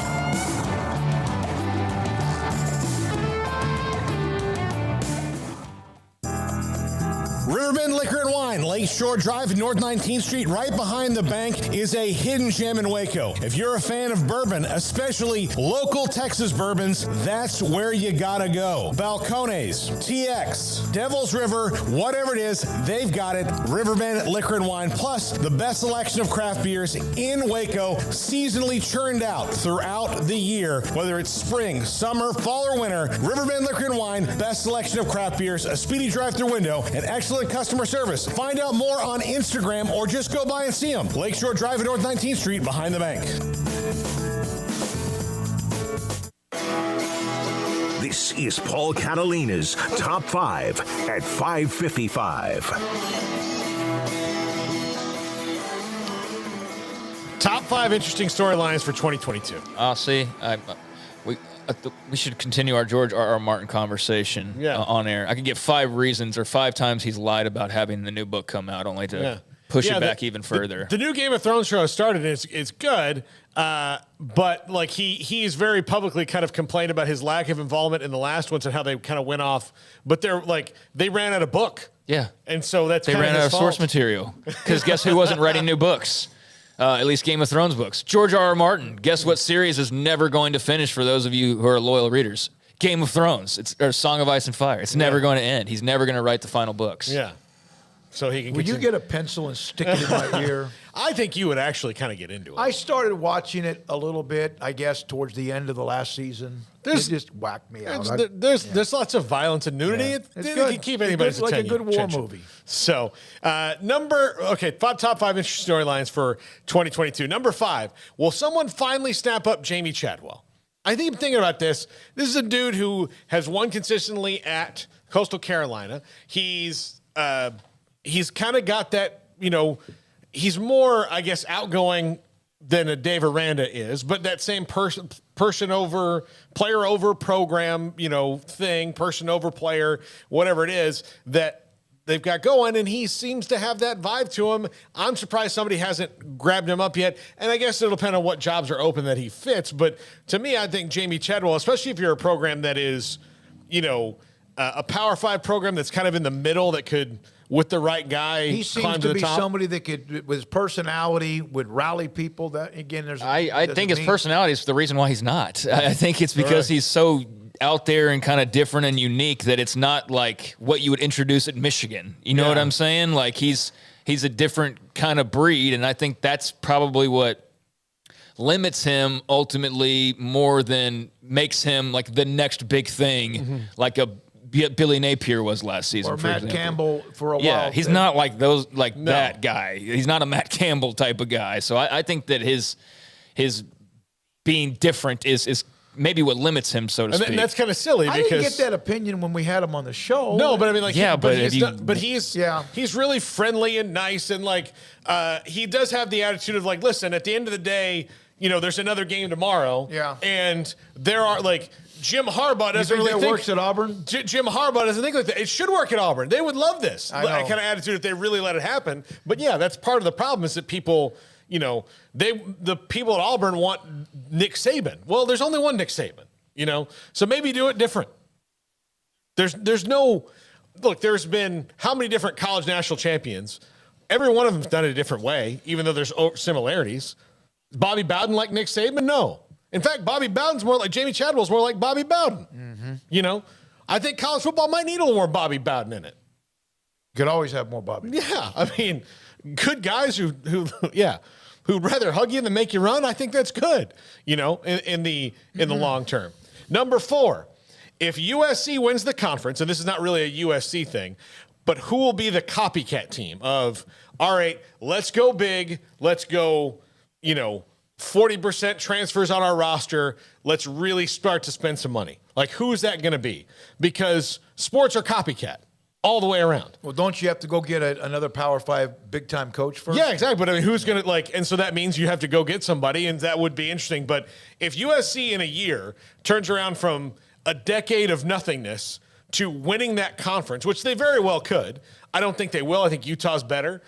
But in USC, we need to see this come together. But if they do turn around and win the league or get real close, who does that? Who else says well, it's worth it for USC. Let's go back and do that. Is it could it be Nebraska?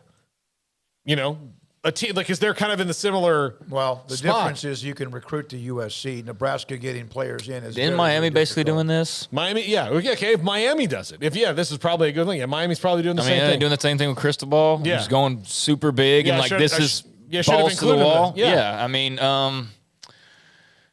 I would say Texas, but they've already kind of done that. Miami's done it. I mean, who needs to do it is the question, and. I'm only limiting myself to schools in that same wavelength. So I don't know who would want to just go full in, like all the chips are on the table and this is go home or nothing. I don't know. But I mean, I think there's and the part of this is there's not really answers to these questions, but are things to think about. On the season because we may not know. Number 3, can Will Anderson actually win the Heisman? If he has the kind of season everyone thinks he's going to have, and because he was so in the conversation last year, and everyone will tell you, if you ask him who the best player in the country is, a lot of them be like, well, I think it's Will Anderson. Would you vote for him the Heisman? No, he's not a quarterback. That's part of the problem. I think there'll be a hell of a push. I think he would earn it if, in fact, he can duplicate what he did. And Alabama, of course, is a part of the national championship picture. But I think that will be early on, and eventually it's kind of like this. People get back stuck in a rut of what they think, of what they do when it comes to the Heisman Trophy. If he is as good as he was last year, depending on Stroud or Young or others, again, he was in my top 3. And you and I discussed it. He's a fantastic player. I hope that he can break that stretch. I mean, can he? Yeah. Will he? Probably not, because voters are voters, and there's just this need to go with the sexy offensive player. I mean, no matter what, and I understand that there's reasons behind that, and there's cases to be made, but there's just this stubbornness to not let college football be more than just who the really cool quarterback or wide receiver is lately. And I don't know, and not so much lately, I mean, really for decades, but I don't know why they're so hesitant to embrace that the best player in college football could be a defensive player. Like, when you really think about it that way, like what is are not as many people going to tune into the Heisman Trophy ceremony show? Like, I feel like anybody who's watching that probably watches that every year. Yeah. Like, I'm not, that's not appointment TV for me. So is it a ratings thing? I can't imagine the ratings they get for the Heisman. So why? It's just people are lazy and they're stuck in the mud. And there's I need more than just you're lazy. There's a bunch of guys who have a vote that just are never going to change how they look at who's the Heisman Trophy. Well, then that's stupid, and they shouldn't have a vote. Well, I mean, in my opinion, I think if you're going to be so stubborn just for the sake of being stubborn that you can't look beyond like 3 positions to say this is the best player in college football, that's just stupid. Is it stubborn, or they just don't get it? I mean that would be then to say that they're the dumbest people on earth if you don't get that. Yeah, but people look at things differently, and for some reason there's some old school, because we're not talking about so much Charles Woodson in '97, whatever it was. It's just the way that But he only did that. He only got it because he played return man, and wide receiver. Right. So I understand what you're saying, but like, you're refusing to see the big picture because of just the way that it's been. Why did the NFL have to have a class of about 25 names to make up for a lot of inadequacies in the Hall of Fame? Right. It wasn't just because of COVID. Why do they have to do that? Because there were so many times when writers just put their foot down, or whoever, voters, and they just weren't going to get him in until they finally said, we got to shove him in. A lot of it was also like, you walk around the Hall of Fame, about 25 years ago and be like, there are not as many offensive linemen should be in this thing that, like, I'll give it even a more outside the box example, which would be even harder to do. But why wasn't Orlando Pace, who is maybe the best offensive lineman in the history of college football, why was he not a Heisman candidate? Yeah. I know. Because some people just, I mean, I understand what you're saying, but like, there's the fact that like, that's just how some people are. Like, that's a lame ass excuse. That's robbing a guy of maybe winning a Heisman Trophy just because you refuse to budge from your very narrow tunnel vision of who's the best player in college football can be. And I can't agree with that, especially for guys who have been voting for 20, 30 years. It's almost like they dig even further down. And I think that's kind of sad. Like, that's just sort of sad. There's a reason why there's younger, newer voters. And I remember when I was contacted, they said that we need some new eyes. And it doesn't mean they had to ask me, but they did. It's an incredible honor. But yeah, there needs to be new, fresh eyes.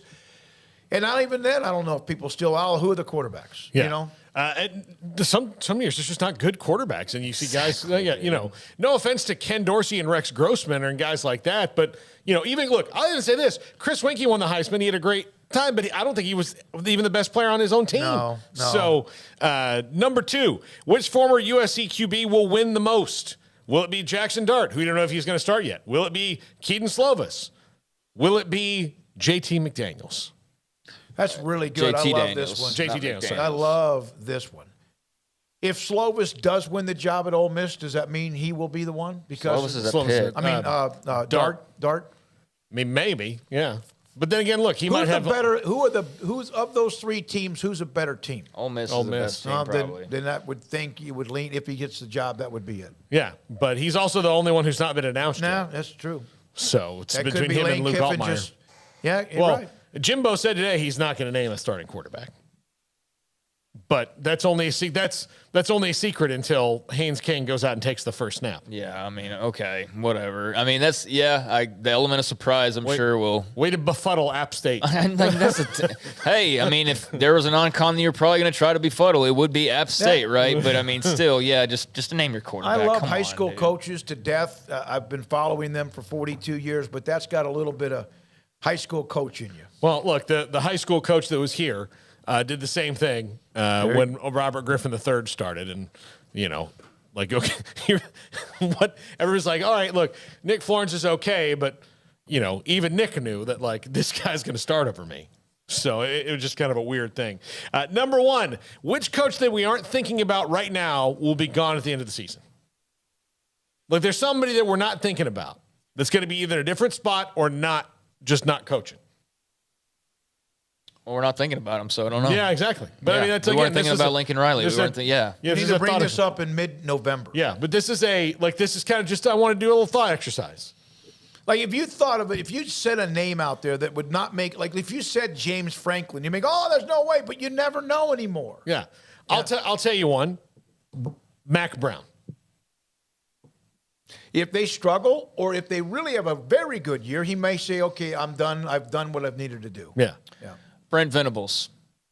No, I'm just kidding. I just want to see that fan base melt down some more. Everybody got quiet because they got nervous. So the OU Twitter is going to come after them. Bring it. I don't care. But no, we don't know who this is going to be. And that will be fascinating to see if there's somehow some Lincoln Riley type move that we're not even, or Brian Kelly, or, some just earth-shaking type of maneuver that we're not expecting. The first 2 that we got were Herm and Mike Norvell. No, believe me, people are thinking about those guys. Yeah, I think that those Jeff are Collins, very much. No, those are very much. Nick Saban. Sark, no. Like Nick Saban. Yeah, that'd be someone you don't think about. Saban would be shocking. If he wins the national title and said, listen, I know I just got a 400-year contract extension, but I'm done. Yeah, Sarkisian, Chip Kelly, 2 of the names. But, I mean, again, those are still, there's a little simmering there.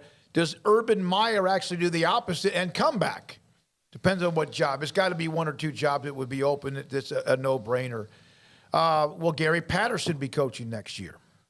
I mean, I do wonder how long he's going to want to be just to, he's in the 60s, an assistant. But at the same time, he's older. I'm sure he likes Austin, and he seems to be happy. So, I mean, maybe not having all the pressure of being a head coach is actually kind of nice. He's certainly made enough money. He doesn't really have to, build his resume to be a college football Hall of Famer or anything along those lines. So, I think it's all just his desire, really. But he could stay pat and just kind of coast if he wants to and still be able to coach football. But, I mean, I'm sure there's somebody we're not thinking of. I don't know who a Lincoln Riley type move would be, but it is a crazy world in college football these days. So I'm definitely not putting it, past happening, that's for sure. All right, Paul, good stuff as always. And it'd be good to put that a reminder to come back with that in mid-November, even early November, and see what and how we might answer those questions. Jacob Wilson, Levi Caraway, Emery Winter, and Garrett Ross, we appreciate all of them, our sponsors, every single day that help us do what we do as we continue to grow. Craig Smoak, Paul Catalina.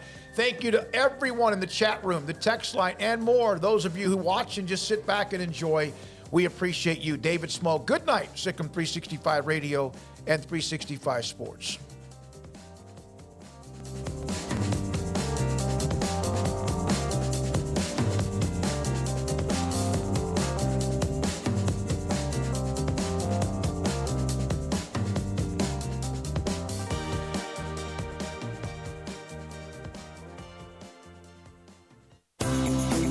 Ideal MRI is a small family business right here in Central Texas. We're open to support you while lowering the cost of healthcare bills. When you need an MRI, ask your doctor for an Ideal MRI. Visit us at idealmri.com or call us at 833-IDEAL-MRI.